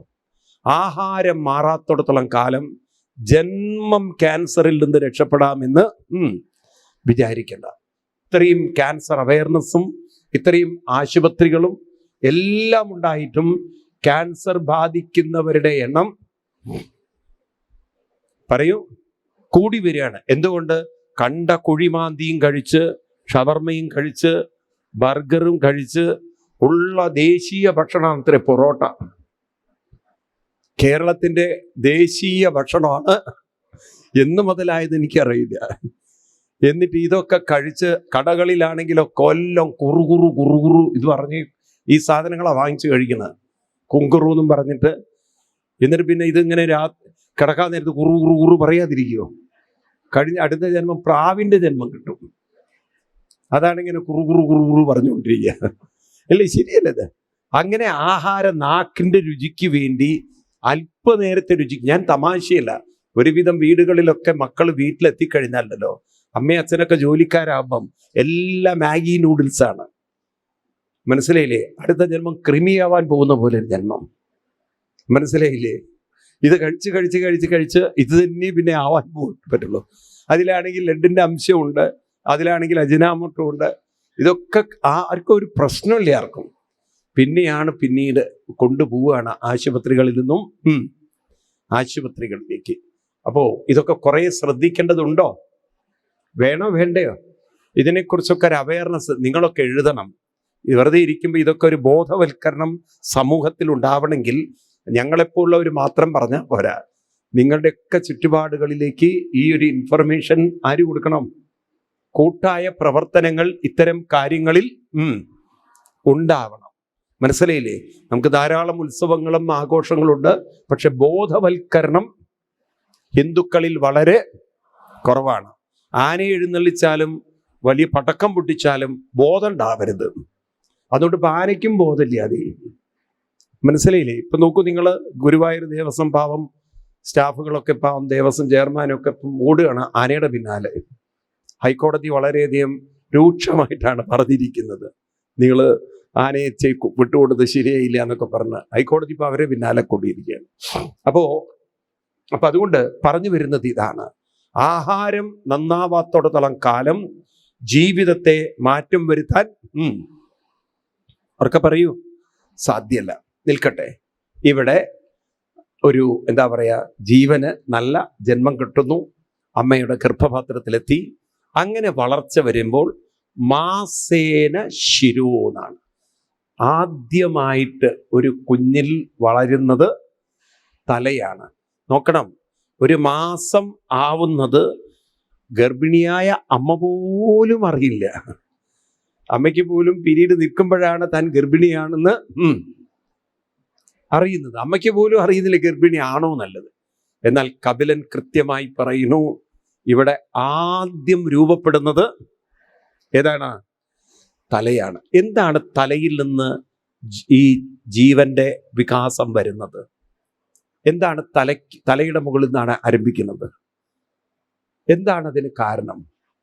കാരണം തലയോട് രൂപപ്പെട്ട് കഴിഞ്ഞാൽ, തലയോടെന്ന് പറഞ്ഞാൽ അത്ര വലിയ തലയോടൊന്നും ആയിട്ടില്ല, അത് പിന്നീടാണ് മൂത്ത് പാകാവുന്നത്. അതിൻ്റെ ഒരു മൂർധാവ് ഭാഗത്ത് ഒരു സുഷിരമുണ്ട്. ഇതിനെ ബ്രഹ്മരന്ധ്രം എന്ന് പറയും. ഈ ബ്രഹ്മരന്ധ്രത്തിലൂടെയാണ് ശരീരം ഉപേക്ഷിച്ച് അമ്മയുടെ വയറ്റിലെത്തിയ ജീവൻ പുതിയ ശരീരത്തിലേക്ക് എൻട്രി ചെയ്യുന്നത്. കാരണം പ്രാണന്റെ സ്ഥാനം മൂർധാവിലാണ്. പിന്നീടാണ് അവിടുന്ന് ഫർദർ ഗ്രോത്തുകളൊക്കെ ഉണ്ടാകുന്നത്. മൂർധാവിലൂടെ കയറി തീർച്ചയായിട്ടും അപ്പൊ പിന്നെ പോകേണ്ടതും മൂർധാവിലൂടെ കയറി തിരിച്ചു പോകേണ്ടതും ഏതിലൂടെ? മൂർധാവിലൂടെ തിരിച്ചു പോകുന്ന, മനസ്സിലാവുണ്ടല്ലോ, ഇപ്രകാരം മൂർധാവിലൂടെ തിരിച്ചു പോകുന്ന ജീവന്റെ ഗതി. അത് കഴിഞ്ഞ് 2ാമത്തെ മാസാകുമ്പോഴേക്കും കൈകാലുകളായി, 3ാമത്തെ മാസാകുമ്പോഴേക്കും ലിംഗഛിദ്രോദ്ഭവ ത്രിപി എന്ന് പറയുന്നു. അതായത് ആണെന്നോ പെണ്ണെന്നോ എന്ന ലിംഗ അത് വരും. അത് കഴിഞ്ഞ് 4ാമത്തെ മാസാകുമ്പോഴേക്കും അമ്മയുടെ ശരീരവുമായി കുഞ്ഞ് ആംബിലിക്കൽ കോഡ് വഴി കണക്ട് ചെയ്യും, സപ്തധാതുക്കൾ നിറയും. 5ാമത്തെ ഒരു മാസാകുമ്പോഴേക്കും കുട്ടിക്ക് വിശപ്പും ദാഹവും, അമ്മയുടെ ശരീരത്തിൽ നിന്നും കുട്ടി ആഹാര സാധനങ്ങളൊക്കെ വലിച്ചെടുക്കാൻ തുടങ്ങും. കുട്ടിയല്ല വലിക്കുന്ന, കുട്ടിയുടെ സിസ്റ്റം ആ കുട്ടിയെ അങ്ങനെ വലിച്ചെടുക്കാൻ പ്രേരിപ്പിക്കും. വിശപ്പ് വരുമ്പോൾ അവിടെ നിന്ന് അങ്ങോട്ട് പമ്പിങ് തുടങ്ങും. എത്ര കൃത്യമായിട്ടാണ് പമ്പിങ് നടക്കുന്നത്, മനസ്സിലായില്ലേ? അത് കഴിഞ്ഞ് 6ാമത്തെ മാസാകുമ്പോഴേക്കും കുട്ടി ക്രമേണ കുക്ഷോ ബ്രാഹ്മ്യതി ദക്ഷിണേ. പിന്നീട് ഗർഭിണികൾ കഴിക്കുന്ന ആഹാരത്തെക്കുറിച്ചും ഭാഗവതത്തിൽ പറയാണ്. ആ ആഹാരം കുട്ടികൾക്ക് കൃമികൾ ഉണ്ടാക്കുന്ന ആഹാരമായി മാറിയാൽ കുട്ടിയുടെ ഉള്ളിൽ നിന്ന് പോകുന്ന ഇത്തിരിയൊക്കെ എക്സ്ക്രീറ്റകളുണ്ട്. ഉള്ളിൽ നിന്ന് കുറച്ച് കുട്ടിയുടെ ഉള്ളിൽ നിന്നും യൂറിനും സ്റ്റൂളൊക്കെ പോവും. ഇതിലൊക്കെ ചില ചെറിയ ചെറിയ ചെറിയ ബാക്ടീരിയകൾ ഉണ്ടാവും. ഇത് കുട്ടികളെ ഭയങ്കരമായിട്ട് ഇച്ചിങ്, ചൊറിച്ചിലുണ്ടാക്കും. ഇത് അങ്ങനെ വരാതിരിക്കാനാണ് ഗർഭിണികൾക്ക് ചില പ്രത്യേക ആഹാര രീതികളൊക്കെ പറയാണ്. കൃമിഭിക്ഷത, നിങ്ങൾ ശ്ലോകങ്ങൾ നോക്കൂ. കൃമിഭിക്ഷത സർവാംഗേ, കുട്ടിക്ക് മൂർച്ഛാമാപ്നോതി എന്നാണ്. ഈ ചൊറിച്ചിൽ കണ്ടിന്യൂസ്ലി ഇങ്ങോട്ട് വരുമ്പോൾ കുട്ടി ചൊറിയാൻ പറ്റുമോ? അവിടെ ഇരുന്നിട്ട് നമുക്കാണെങ്കിൽ ചൊറിയാം, കുട്ടിക്ക് എന്ത് ചൊറിയാൻ പറ്റുന്നു? അപ്പൊ കുട്ടിക്ക് ഭയങ്കര ഇച്ചിങ് അതിന്റെ പീക്കിലേക്ക് എത്തുമ്പോൾ കുട്ടി അബോധാവസ്ഥയിലേക്ക് പോകുന്നു. അപ്പൊ കുട്ടികൾ ചെറുപ്പത്തിൽ തന്നെ ഇതൊക്കെ ഉണ്ടല്ലോ, ആഹാരത്തിൽ വളരെ നിഷ്കർഷ വെച്ചിട്ടില്ലെങ്കിൽ അത് കുട്ടികളിൽ വളരെയധികം സ്വഭാവത്തിൽ പ്രശ്നങ്ങൾ ഉണ്ടാക്കുന്നതാണ്. അപ്പൊ ഒരു കുട്ടിയുടെ സ്വഭാവ രൂപീകരണത്തിൽ അമ്മ കഴിക്കുന്ന ഇന്നിപ്പോ ആ ശ്രദ്ധയൊക്കെ നമ്മുടെ കുട്ടികൾക്കുണ്ടോ? അതുകൊണ്ടാണ് കുത്താനും കൊല്ലാനും ഒരു മടിയുമില്ലാത്ത കുറെ കുട്ടികളായി മാറി മാറി മാറിക്കൊണ്ടിരിക്കുന്നത്. ആഹാര ശുദ്ധോ സത്വശുദ്ധി എന്നാണ്. ആഹാരം ശുദ്ധമാകും തോറും സ്വഭാവത്തിലും മാറ്റങ്ങൾ ഉണ്ടാവാൻ തുടങ്ങും. അതാണ് സത്യത്തിൽ വേണ്ടതും. ഞാൻ പറയുമ്പോൾ നമ്മുടെ ഗവൺമെന്റ് ഉണ്ടല്ലോ, ഈ ജയിലുകളിലൊക്കെ കിടക്കുന്നവർക്ക് ഇന്നാണെങ്കിൽ ജയിലിൽ പോകാൻ താല്പര്യം കാണിക്കുക ആൾക്കാർ. പണ്ടൊക്കെ ജയിലിൽ ഉണ്ട കിട്ടുന്നായിരുന്നു. ഇപ്പം നമ്മളാണ് ഉണ്ട കഴിക്കുന്നത്. ജയിലിൽ ബിരിയാണിയൊക്കെയാണെന്നാണ് പറയുന്നത്. ഇനി ആരും ആവേശത്തിൽ പോകണ്ടട്ടോ അവിടെ. ഞാൻ കേട്ടിട്ടുള്ള, എനിക്കറിയാത്തൊരു കാര്യമാണ് പറയുന്നത്. ജയിലിൽ ബിരിയാണി 2 ദിവസം കിട്ടും, പിന്നെ അവിടെ ചപ്പാത്തി, കുറുമ, കറിയൊക്കെ കിട്ടും. ഭക്ഷണത്തിൻ്റെ മെനു കേട്ട് കഴിഞ്ഞാൽ ചിലപ്പോൾ തോന്നും എന്നാ പിന്നെ അല്ലേ, അങ്ങനെയൊക്കെയാണ് ചിലപ്പോൾ ജയിലിൽ നടക്കുന്ന കാര്യം. എന്നാൽ വാസ്തവത്തിൽ ഇവർക്ക് കൊടുക്കേണ്ടത് എന്താന്ന് വെച്ചാൽ എന്നും ഉപ്പുമാവ്, അതിൽ മുളകും ഉണ്ടാവരുത്, ഉപ്പും ഉണ്ടാവരുത്, ഒരു എരിവുമില്ലാത്ത കറിയും. അവൻ സത്യപ്രതിജ്ഞ ചെയ്യണം, ജീവിതത്തിൽ ഇനി ഒരിക്കലും ഈ വഴിക്ക് ഞാൻ വരില്ല എന്ന്. അങ്ങനെ അവനെ കൊണ്ട് തീറ്റിക്കണം. കാരണം നാട്ടുകാരെ മുഴുവൻ ദുഃഖം തീറ്റിച്ചിട്ട് അവന് ബിരിയാണി കൊടുക്കുക എന്ന് പറഞ്ഞാൽ അത് മനുഷ്യത്വം അല്ല, അത് തോന്നിവാസം എന്നാ പറയേണ്ടതിന്, അല്ലേ? ആണോ അല്ലയോ? ക്രൂരത ചെയ്തവന് ബിരിയാണി കൊടുക്കുന്നതാണ് മനുഷ്യത്വം എന്ന് പറയുന്ന യൂസ്ലെസ്സുകളായിട്ടുള്ള കുറെ ഉദ്യോഗസ്ഥന്മാർ നമുക്കുണ്ട്. എന്ത് ചെയ്യാൻ പറ്റും? ഒരു ദൈവബോധം വേണ്ട അവർക്ക്, ദൈവീകത വേണ്ടേ, അല്ലേ? ശരിയല്ലത്. അവർക്ക് വേണ്ടത് നല്ല ഉപ്പുമാവ്. പിന്നെ അവൻ ആ ഉപ്പുമാവ് കാണുമ്പോൾ ജയിൽ ഓർമ്മ വരും അവന്. ദൈവമേ, ഈ സാധനം ഇനി ഞാൻ ജീവിതത്തിൽ, കാലത്ത് രാവിലെ ഉപ്പുമാവ്, ഉച്ചയ്ക്ക് ഉപ്പുമാവ്, രാത്രി പിന്നെ അവന് മടുക്കും. ഒയ്യോ, കഴിക്കില്ല, പിന്നെ 3 ദിവസം കഴിഞ്ഞിട്ട് കഴിച്ചാൽ മതി. അപ്പൊ അവന് മനസ്സിലാവും ഇതല്ലാത്ത വേറൊരു ഓപ്ഷൻ ഇവിടെ ഇല്ല എന്നുള്ളത്. അപ്പൊ അവന്റെ കുറ്റകൃത്യങ്ങളിലും എന്തുണ്ടാവും? മാറ്റങ്ങളുണ്ടാവും. കുറ്റം ചെയ്യാൻ പോയില്ല. കാരണം കുറ്റം ചെയ്യുമ്പോൾ അപ്പോൾ ഓർമ്മ വരും, ഉപ്പുമാവാണ് കേട്ടോ എന്ന്. അവൻ്റെ ഉള്ളിൽ നിന്നൊരു വാണിംഗ് കൊടുക്കും. ഇതല്ല ഇപ്പം അവന് കുറ്റകൃത്യം ചെയ്യുമ്പോൾ ഉള്ളെന്ന് പറയുന്നത് ബിരിയാണിയാണ് കിട്ടുന്നത് എന്ന്, ഇല്ലേ? ചപ്പാത്തിയും കുറുമിയും മിസ്സാക്കണ്ട എന്ന്. എന്തൊരു കഷ്ടം നോക്കും നിങ്ങൾ. സർക്കാർ തന്നെ ജയിലിൽ പോകാൻ വേണ്ടി ഇവർക്കൊരു പ്രേരണയും പ്രചോദനം കൊടുക്കുകയാണ്. എവിടെ നന്നാവുന്നത്? വെറുതെയാണ് ഇവറ്റുകൾ പോയവരൊന്നും ഇങ്ങോട്ട് ഇറങ്ങി വരാത്തത്. നിങ്ങൾ നോക്കുക, ഓരോന്ന് പോയവരുടെയൊക്കെ അവസ്ഥ നോക്കും നിങ്ങൾ. എല്ലിച്ച് പോയവനുണ്ട് ഇപ്പം 80 കിലോ ഒക്കെ ആയിട്ട് വരുന്നു. 75-80. ഞാൻ കണ്ടിട്ടില്ല അങ്ങനെ. ഈ മനുഷ്യൻ ഇങ്ങനെയൊക്കെ ഒരു മാറ്റം ഉണ്ടാവും. കണ്ടിട്ടുണ്ടോ നിങ്ങൾ? ഒരു ക്രിമിനലുകളൊക്കെ പിന്നീട് കുറച്ച് കഴിഞ്ഞ് നോക്കുമ്പോൾ എന്ത് വണ്ണമൊക്കെ വെച്ചിട്ടാണ് ഇവന് വരുന്നത്. ഈ തരത്തിൽ ഇവരെ തീറ്റി നിങ്ങളുടെ ചെലവിലാ പോകും, നമ്മുടെയൊക്കെ ചെലവിലാ തീറ്റുന്നത്. ആണോ? സർക്കാർ ഗവൺമെന്റിന് എന്ത് പഠിച്ചു? ഇവരെ വീട്ടിൽ നിന്ന് വല്ലതും കൊണ്ടുപോകണ്ടോ? കുറച്ച് അവരും കൂടി എടുക്കാൻ പറ്റുമോ നോക്കും. അതല്ലേ നമ്മുടെ ഗവൺമെന്റ് സിസ്റ്റം എന്ന് പറയുന്നത്. അപ്പം അതുകൊണ്ട് ഞാൻ പറഞ്ഞു വരുന്നത്, മാറ്റങ്ങൾ ഉണ്ടാക്കണം. അപ്പോൾ ഇനി പറയുന്ന ഭാഗം അതാണ് ഗംഭീരം. ഈ കുട്ടി അമ്മയുടെ ഗർഭപാത്രത്തിൽ 8-9 മാസമാകുമ്പം പറയാണ്, ചെയ്ത കാര്യങ്ങളൊക്കെ ഓർക്കും എന്നാണ് പറയുന്നത് കപിലൻ. അതാണ് ഞാൻ പറയുന്നത്, ഇപ്പോഴത്തെ ന്യൂറോ സയൻറ്റിസ്റ്റുകൾ ഈ കാര്യം കൃത്യമായി ഗവേഷണത്തിലൂടെ കണ്ടെത്തിയിരിക്കുകയാണ്. മരണസമയത്ത് ജീവിതത്തിൽ നടന്ന പ്രധാന കാര്യങ്ങളെ ഓർത്തുകൊണ്ടാണ് മനുഷ്യൻ മരിക്കുക. മനസ്സിലാവുണ്ടല്ലോ? ശരീരം അവശ്യമായാലും മനസ്സ് അവശ്യമാവണം എന്നില്ല. ഇപ്പോൾ ഈ ഡോക്ടർമാരെ സംബന്ധിച്ച് ഏറ്റവും വലിയൊരു ദുരന്തം എന്ന് പറയുന്നത് മരണം എന്താണെന്ന് പറയാൻ സാധിക്കില്ല.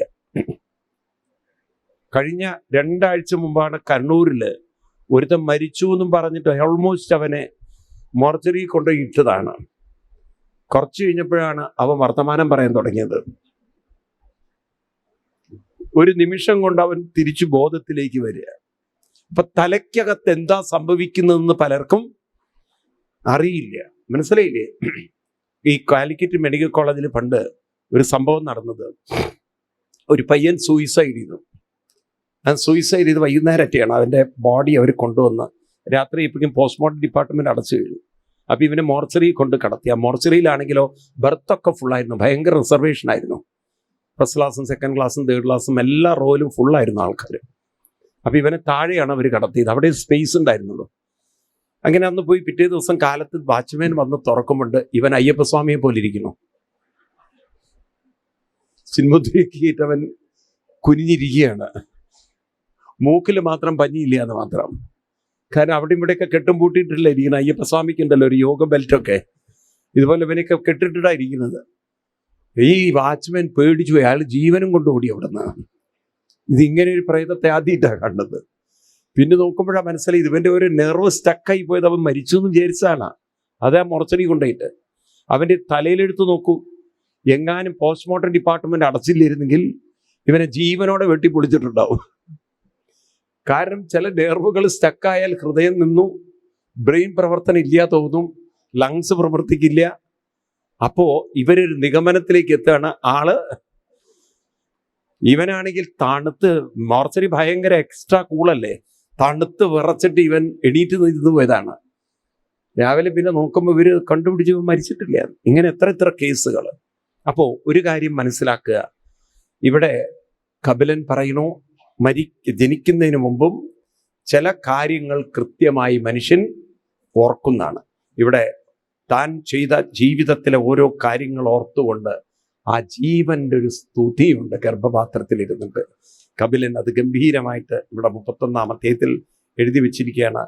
എന്നിട്ട് അവസാനം ഭഗവാനോട് ഹൃദയമൊരുക്കി പ്രാർത്ഥിക്കുകയാണ്, ഇനിയും ഭഗവാനെ ഈ ചക്രത്തിലൂടെ കടന്നു പോകാൻ എനിക്ക് യോഗം വരരുത്. അതുകൊണ്ട് തസ്മാദഹം വിഗത വിക്ലവ ഉദ്ധരിഷ്യേം ആത്മാനമാശു തമസസുഗതാത്മനൈവ ഭൂയോ യഥാ വ്യസനമേകനേകരന്ധ്രം മാമേ ഭവിഷ്യത് ഉപാസിത വിഷ്ണുപാദ. ഞാൻ ഭഗവാന്റെ പാദങ്ങളെ ഉപാസിച്ചുകൊണ്ട് ഈ ദുരിതങ്ങളിൽ നിന്ന് എങ്ങനെയെങ്കിലും രക്ഷപ്പെടാം, അതിനെന്നെ അനുഗ്രഹിക്കണേ ഭഗവാനെ എന്ന് ഗർഭപാത്രത്തിലിരുന്നു കൊണ്ട് ആ ജീവൻ സ്തുതിച്ചു എന്നൊക്കെയാണ് പറയുന്നത്. അപ്പോൾ നമ്മുടെയൊക്കെ ജീവിതം എന്ന് പറയുന്നത് ഇവിടം കൊണ്ടൊരിക്കലും ഈ നാടകം അവർക്ക് പറയൂ തീരുകയില്ല. ശരീരത്തിൽ നിന്നും ശരീരത്തിൽ നിന്നും പ്രാണൻ മനസ്സിനെ വേർപ്പെടുത്തും. ഏതുപോലെ വാസാംസി ജീർണാനി യഥാ വിഹായ. 2-ാം അധ്യായം ഗീതയിലെ 22-ാം ശ്ലോകം. വാസാംസി ജീർണാനി യഥാ വിഹായ നവാനി ഗൃണ്ണാതി നരോപരാണി തഥാ ശരീരാണി വിഹായ ജീർണാനി അന്യാനി സംയാതി നവാനി ദേഹി. ദിവസവും വൈകുന്നേരം നാം നമ്മുടെ വസ്ത്രം മാറ്റി മേല് കഴുകി പുതിയ വസ്ത്രം ധരിക്കുന്ന പോലെയാണ് ഈ പ്രാണൻ മനസ്സിനെ ഈ ശരീരത്തിൽ നിന്നും വേർപ്പെടുത്തി മറ്റൊരു വസ്ത്രത്തിലേക്ക്, മറ്റൊരു ശരീരത്തിലേക്ക് യാത്ര ചെയ്യുന്നത്. അതുകൊണ്ട് ജീവിതയാത്ര ഇവിടം കൊണ്ടൊരിക്കലും പറയൂ. അതുകൊണ്ട് ഇതൊന്നും നിങ്ങൾ പറയരുത്, എങ്ങനെയെങ്കിലും ചത്തുപോയാൽ മതിയായിരുന്നു ഭഗവാനെ, എന്നെ അങ്ങോട്ട് കൊണ്ടുപോയിക്കൂടെ ഭഗവാനെ. അങ്ങനെ കൊണ്ടുപോകാൻ പറ്റില്ല. ഇനി അങ്ങോട്ട് കൊണ്ടുപോയിട്ട് നിങ്ങൾക്ക് പ്രത്യേകിച്ചൊന്നും ചെയ്യാനുമില്ല അവിടെ. കാരണം പോയവരൊക്കെ വീണ്ടും എന്ത് ചെയ്യണം? പുനരഭിജനനം, പുനരഭിമരണം, പുനരഭിജനനീ ജഡരേ ശയനം. അല്ലെങ്കിൽ വേണ്ട, ഗീതയിൽ 8:16 എടുക്കുക. ഗീതയിൽ 8:16 എടുക്കുക. അവിടെ പറയും ഭഗവാൻ, ആ ബ്രഹ്മഭുവനാലോക പുനരാവർത്തിനോർജുന മാം ഉപേത്യതു കൗന്ദേയ പുനർജന്മന വിദ്യതേ. ഹേ അർജുന, ഈ ജീവിതം എന്ന് പറയുന്നത് പുനരാവർത്തി. അർജുന, വീണ്ടും ആവർത്തി മീൻസ് കണ്ടിന്യൂഷൻ. ആവർത്തി എന്ന് പറഞ്ഞാൽ വീണ്ടും റിപ്പീറ്റേഷൻ, ആവർത്തനം. പുനരാവർത്തി, വീണ്ടും എന്തുണ്ട്? ആവർത്തനമുണ്ട്. ഏതുവരെ? മാമുപേത്യതു കൗന്ദേയ, എന്നെ ഉപേത്യ, എന്നിലേക്ക് തിരിഞ്ഞിരിക്കുന്ന, എന്നിലേക്ക് അർപ്പിതമായിരിക്കുന്ന മനസ്സിന് പുനർജന്മം ന വിദ്യതേ. എന്തില്ല? അപ്പൊ മനസ്സ് ഭഗവാനിലേക്ക് തിരിഞ്ഞ് പോവാത്തോടത്തോളം കാലം, ഭഗവത് സ്മരണകളിൽ മനസ്സ് മുഴുകാത്തോടത്തോളം കാലം വീണ്ടും മനസ്സിന് എന്ത് വേണ്ടി വരും? പുനരാവർത്തി വേണ്ടി വരും. മനസ്സിലാവുണ്ടോ? ഇതെന്ന് രക്ഷപ്പെടാൻ നിങ്ങളിനി തലകുത്തി മറന്നിട്ടും അപ്പൊ പിന്നെ വെറുതെ പ്രാർത്ഥിക്കുകയല്ല വേണ്ടത്. നിരന്തരമായി മനസ്സിനെ ആരിലേക്ക് തിരിച്ചു വിട്ടേക്കണം? ആരിലേക്ക് തിരിച്ചു വിടണം? ഭഗവാൻ. അതിനാണ് നമ്മൾ ഇതൊക്കെ കേൾക്കുന്നത്. മനസ്സിലായില്ലേ? ഇതൊക്കെ പറഞ്ഞു കൊടുത്തിട്ട് കപിലൻ അമ്മയോട് പറഞ്ഞു, അമ്മ ഒറ്റയ്ക്കല്ല. എപ്പോഴും നമ്മളിത് ഓർക്കണം. നാം ഒറ്റയ്ക്കാണെന്ന് ചിന്തിക്കുന്നത് എന്തുകൊണ്ടറിയോ? നമ്മുടെ ശരീരത്തെയാണ് ചിന്തിക്കുന്നത്.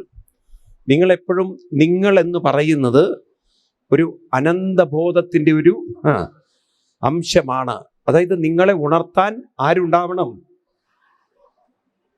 നിങ്ങളെ ഉണർത്താൻ ആര് വേണം? അനന്തമായൊരു ബോധം വേണം. അത് തന്നെയാണ് ഭഗവാൻ എന്ന് നിങ്ങൾ ഉറപ്പിച്ചു കഴിഞ്ഞാൽ നിങ്ങൾ ഒരിക്കലും ഒറ്റയ്ക്കല്ല. കൂടെ എപ്പോഴും ആരുണ്ട്? ഭഗവാൻ ഉണ്ടെന്ന ആ ബോധത്തിൽ മനസ്സിനെ ആ ഭഗവാനിലേക്ക് തന്നെ തിരിച്ചുവിടാൻ സാധിക്കുന്ന സാധനയിലേക്ക് നമുക്ക് സ്വാതന്ത്ര്യം തന്നിട്ടില്ലേ? ഉണ്ടോ? ആ സാധനയിലേക്ക് നിരന്തര പരിശ്രമം ചെയ്ത് തിരിച്ചുവിട്ടാൽ ക്രമേണ മനോബലം പറയൂ കൂടിക്കൂടി. ഞാൻ ആവർത്തിക്കുകയാണ് നിങ്ങളോട്, നാമം ആവർത്തിക്കുമ്പോൾ മനോബലം കൂടും. നാമം ആവർത്തിക്കുമ്പോൾ ഏതു കൂടും? മനോബലം കൂടുമ്പോൾ മരണം ഒരു പ്രശ്നമേ അല്ലാന്ന്. മരണം പ്രശ്നമായി തീരുന്നത് ദുർബല മനസ്സുകൾക്കാണ്. ദുർബല മനസ്സുകളാണ് മരണത്തെ ഭയപ്പെടുന്നത്. മനോബലമുള്ളവർക്ക് മരണം എന്ന് പറയുന്നത് കേവലം ഒരു വസ്ത്രം അഴിച്ചിടുന്ന ലാഘവം മാത്രം. മനസ്സിലാവുണ്ടല്ലോ? മരണം എന്ന് പറയുന്നത് ഒരു പൂമ്പാറ്റ ഒരു പൂവിൽ നിന്നും മറ്റൊരു പൂവിലേക്ക് പോകുന്ന ലാഘവത്തിൻ്റെ ഒരു ഈസിനെസ് ആണ്. മരണം എന്ന് പറയുന്നത് ഉറക്കത്തിലേക്ക് വഴുതി വീണ് വീണ്ടും മറ്റൊരു രാവിലെ ഉണരുന്നത് പോലുള്ള ഒരു മരണവും ഒരു ജനനവും. മനസ്സിലാവുണ്ട് നിങ്ങൾക്ക്? ഈ ജനന മരണങ്ങളിലൂടെ കടന്നു പോവാൻ ഈ ശരീരം നിയോഗിക്കപ്പെട്ടിട്ടുണ്ടെങ്കിൽ അതെത്ര ഈസിയാക്കി പറ്റും എന്നല്ലേ നമ്മൾ നോക്കേണ്ടത്? ആണോ? എന്നാൽ എന്തേ ഹിന്ദുക്കൾ ഇന്ന് ഇത്രയും നരകത്തിലായത്? ഇന്ന് മരിക്കുന്നത് മുഴുവൻ ആശുപത്രി കിടന്നിട്ടാണ് മരിക്കുന്നത്. ഇന്നെല്ലാം കാശ് കൊടുത്ത് മരിക്കുകയാണ്, വെന്റിലേറ്ററിൽ കിടന്ന് മരിക്കുകയാണ്. അങ്ങനെ ഒരിക്കലും മരിക്കാൻ നിയോഗമുണ്ടാവരുത്. അതിനെന്ത് വേണം? നിവർന്നിരുന്ന് ശീലിക്കാൻ. ഭഗവാൻ പറയുന്നു, നാമം ജപിച്ച് ജപിച്ച് ജപിച്ച് പ്രാണബലം എന്ത് ചെയ്യണം? പ്രാണബലം കൂടണം. മൂർധനി ആദായ പ്രാണം. ഗീതയിൽ 8-ാം അധ്യായത്തില് 12-ാമത് ശ്ലോകത്തിൽ പറയും, സർവദ്വാരാണി സംയമ്യ യ ആസ്തേ മനസാ സ്മരൻ മൂർധനി ആദായ പ്രാണം. ആണോ? ഞാൻ പറയുന്ന ശ്ലോകം കറക്റ്റാണോ? സർവദ്വാരാണി സംയമ്യ യ ആസ്തേ മനസാ സ്മരൻ മനോഹൃതി സർവദ്വാരാണി സംയമ്യ മനോഹൃതി നിരുദ്ധ്യച മൂർധന്യാദായ പ്രാണം യോഗം. ആരാണോ യോഗമാസ്ഥിത. അടുത്ത വരി എന്താണ്? ഓമിത്യേകാക്ഷരം ബ്രഹ്മ വ്യാഹരൻ മാം അനുസ്മരൻ യപ്രയാതി സദേഹം സയാതി പരമാം ഗതി. അപ്പൊ മൂർധനി ആദായ പ്രാണം ജപിച്ച് ജപിച്ച് പ്രാണഗതി എങ്ങോട്ടാക്കണം? മുകളിലേക്ക് ആക്കിയെടുക്കണം. അപ്പൊ പിന്നെ മരിക്കേണ്ട സമയത്ത് പ്രാണന് പോവേണ്ട വഴി ക്ലിയർ ആയാൽ ആശുപത്രി കിടന്ന് അവർക്ക് പറയൂ, ഇങ്ങനെയൊക്കെ മരിക്കുന്നവരെ കണ്ടിട്ടുണ്ട് ഞാനേ. അതുകൊണ്ടാണ് നിങ്ങളോട് പറയുന്നത്, ഒരു ആശുപത്രിയിലും ഒരു കാശും കൊടുക്കണ്ട. എന്തുകൊണ്ടാണ് ആശുപത്രി കൊടുക്കേണ്ടി വരുന്നത്? അപാനന് ശക്തി കൂടിയാൽ പ്രാണന് ഭാവം മുകളിലേക്ക് അങ്ങോട്ട് പറയൂ പോവാൻ പറ്റില്ല. വഴി നിങ്ങൾ അടച്ചു കളഞ്ഞു. മനസ്സിലാവുണ്ടല്ലോ? വഴി നിങ്ങൾ അടച്ചു കഴിഞ്ഞു. അപ്പൊ വേണ്ടാത്ത ചിന്തകളുടെ ഭാരം കൂടിയാൽ അപാനന്റെ സ്വാധീനം. അവർക്ക് പറയൂ, പണ്ടുള്ളവർക്ക് ഇത്തരം പ്രശ്നം ഉണ്ടായിരുന്നില്ല. കാരണം അവരുടെ വീട്ടിൽ എല്ലാ കൂട്ടുകുടുംബങ്ങളായിരുന്നപ്പോൾ ആരെയും കുറിച്ച് ചിന്തിക്കാനില്ല. എപ്പോഴും ആളുകളുണ്ടായിരുന്നു. അപ്പൊ അതുകൊണ്ട് അവർക്ക് ധാരാളം സമയം, പ്രായമായവർക്ക് സമയം ഇങ്ങനെയുള്ള ആത്മീയ കാര്യത്തിൽ. അതുകൊണ്ടാണ് പണ്ടുള്ളവർ പറയാം, ഒന്നും മിണ്ടാതെ രാമനാമം ജപിച്ചിരുന്നോളൂ എന്ന്. കാരണം അവർക്കന്ന് സമയം ധാരാളം അതിനുണ്ടായിരുന്നു. ഇന്നിപ്പം നമ്മുടെ വീടുകളിൽ ആളുകളുടെ എണ്ണം കുറഞ്ഞ് ചാവാ നേരത്തും അമ്മ ചിന്തിക്കുകയാണ്, 89-90 വയസ്സായി, ആ അമ്മ ചിന്തിക്കുകയാണ്, ആ മകൻ വെള്ളം കുടിച്ചിട്ടുണ്ടാവുമോ പാവെന്ന്. മകൻ 78 വയസ്സാണേ. അപ്പൊ ഈ 78 വയസ്സുള്ള മകനെ ഓർത്തുകൊണ്ട് ദുഃഖിക്കുന്ന ഒരമ്മ അപ്പം മരിക്കാൻ നേരത്ത് ദുരിതം അനുഭവിച്ചേ പറ്റുള്ളൂ. ഭഗവാന്റെ ഓർമ്മകളൊന്നും ആ സമയത്ത് പറയൂ വരുന്നില്ല. നമ്മുടെ ഉള്ളിൽ എന്ത് വരണം? ഓമിത്യേകാക്ഷരം. ആരെക്കുറിച്ച് വരണം? ആരെക്കുറിച്ച് വരണം? ഭഗവാനെ കുറിച്ച് വരണം. ഇപ്രകാരം അമ്മയോട് പറഞ്ഞിട്ട് പിന്നീട് കപിലൻ അമ്മയെ യാത്ര പറയുകയാണ്. അമ്മ ഒറ്റപ്പെട്ടു. പക്ഷെ അമ്മയ്ക്ക് ഒറ്റയ്ക്കാണെന്നൊരു തോന്നലും വന്നില്ല. അമ്മ ആ ആശ്രമത്തിൽ ഒറ്റയ്ക്കിരുന്ന് കപിലോക്തേന, ഭാഗവതത്തിലെ വരികൾ ഇങ്ങനെയാണ്. അമ്മ മകൻ പറഞ്ഞ പ്രകാരം, കപിലൻ പറഞ്ഞ പ്രകാരം അമ്മ ആചരിച്ചു കാര്യങ്ങൾ എന്നാണ് പറയുന്നത്. ഏവം സ കപിലോക്തേന മാർഗേണ, കപിലൻ കാണിച്ച മാർഗത്തെ മനസ്സിലാക്കിക്കൊണ്ട് ആചരിതം. അങ്ങനെ അവസാനം അമ്മ ഭഗവാനെ സ്മരിച്ച് ആ ഭഗവത് ചിന്തയിൽ അങ്ങനെ ലയിച്ച് ബ്രഹ്മനിർവാണം കൈവരിച്ചു എന്നാണ്. എന്താണ്? അമ്മയുടെ ശരീരം ആരും ഇല്ല അവിടെ, വേറെ. അത് അവിടെ നിന്ന് അഴുകി ഒരു പുഴയായി മാറി. അമ്മയുടെ ശരീരം പോലും പവിത്രമായൊരു നദിയായി മാറി എന്നൊക്കെയാണ് പറയുന്നത്. നാംനാ സിദ്ധപദം സാ സിദ്ധിം ഉപേക്ഷി. അമ്മയുടെ ആ ഒരു ശരീരം ഉപേക്ഷിച്ച സ്ഥലം പുണ്യതമം ക്ഷേത്രം എന്നൊക്കെയാണ്. ഇതാണ് ഹിമാലയത്തില്, അങ്ങ് ഹിമാലയ സ്ഥാനക്കളില് ഈ ഒരു സ്ഥലം എന്ന് പറയുന്നത് സിദ്ധബാറി എന്ന് പറയും. സിദ്ധന്മാരുടെ തപോഭൂമി എന്ന് പറയും. കപിലന്റെ ആശ്രമമായിട്ട് പറയുന്ന സ്ഥലമാണ്. ഇവിടെയാണ് പിൽക്കാലത്ത് സ്വാമി ചിന്മയാനന്ദജി സമാധിയായത്. അങ്ങനെ ഒരു പ്രത്യേകത ആ സ്ഥലത്തിനുണ്ട്. അപ്പം അങ്ങനെ കപിലൻ തപസ് ചെയ്ത ഹിമാചൽ പ്രദേശത്തിലെ ഏറ്റവും ഇതിനടുത്താണ് ദലൈലാമയൊക്കെ അദ്ദേഹത്തിന്റെ സ്ഥലം ഉണ്ടാക്കിയിരിക്കുന്നത്. ധർമ്മശാല എന്നൊക്കെ പറയുന്ന സ്ഥലമാണ്. ഇതൊക്കെ ഇന്നും ഉണ്ട് ഭാരതത്തില്. ഇങ്ങനെ എത്രയോ പുണ്യ സ്ഥലങ്ങൾ ഈ ഭാഗവതത്തിൽ പറഞ്ഞിട്ടുള്ള പല സ്ഥലങ്ങളും ഇന്നും അതുപോലെ, എത്ര കാലമായി ഇത് എഴുതി വെച്ചിട്ട് ഇന്നും അതുപോലെ ഉണ്ട് എന്ന് പറയുകയാണ്. മനസ്സിലായില്ല? അതാണ് ഭാരതത്തിന്റെ പവിത്രതയും ശ്രേഷ്ഠതയും ഒക്കെ. ഇങ്ങനെയൊക്കെ ഒരു ജീവിതത്തെ നമുക്ക് കൊണ്ടു നടക്കാൻ സാധിച്ചാൽ ജീവിതം നമുക്കൊരു ശാപവുമല്ല, ഒരു ഭാരവും അല്ല. നമ്മൾ അറിഞ്ഞിരിക്കണം, lesser the luggage more the comfort എന്ന്. പ്രായമാവും തോറും മനസ്സിൻ്റെ അകത്തുള്ള വേണ്ടാത്ത ചിന്തകൾ എന്ത് ചെയ്യണം? കുറയ്ക്കാൻ നാമജപ സംസ്കാരങ്ങൾ വേണം. ഇപ്രകാരം ഈ ഒരു ഭാഗം കഴിഞ്ഞതിന് ശേഷം 4-ാം സ്കന്ധത്തിലേക്ക് കിടക്കുക. അപ്പോഴാണ് പ്രസൂതിയുടെ മകനായിട്ടുള്ള ദക്ഷന്റെ കഥയിലേക്ക് കിടക്കുന്നത്. ദക്ഷൻ അദ്ദേഹത്തിന്റെ മകളായിരുന്നു, പെൺകുട്ടികളിൽ ഒരാളായിരുന്നു സതീദേവി. സതീദേവിക്ക് എങ്ങനെയോ നേരത്തെ തന്നെ ഒരു വാട്സാപ്പ് ബന്ധം പരമശിവനോട്. ഇന്നിപ്പോൾ അങ്ങനെയൊക്കെ പറഞ്ഞാലേ മനസ്സിലാവുള്ളൂ.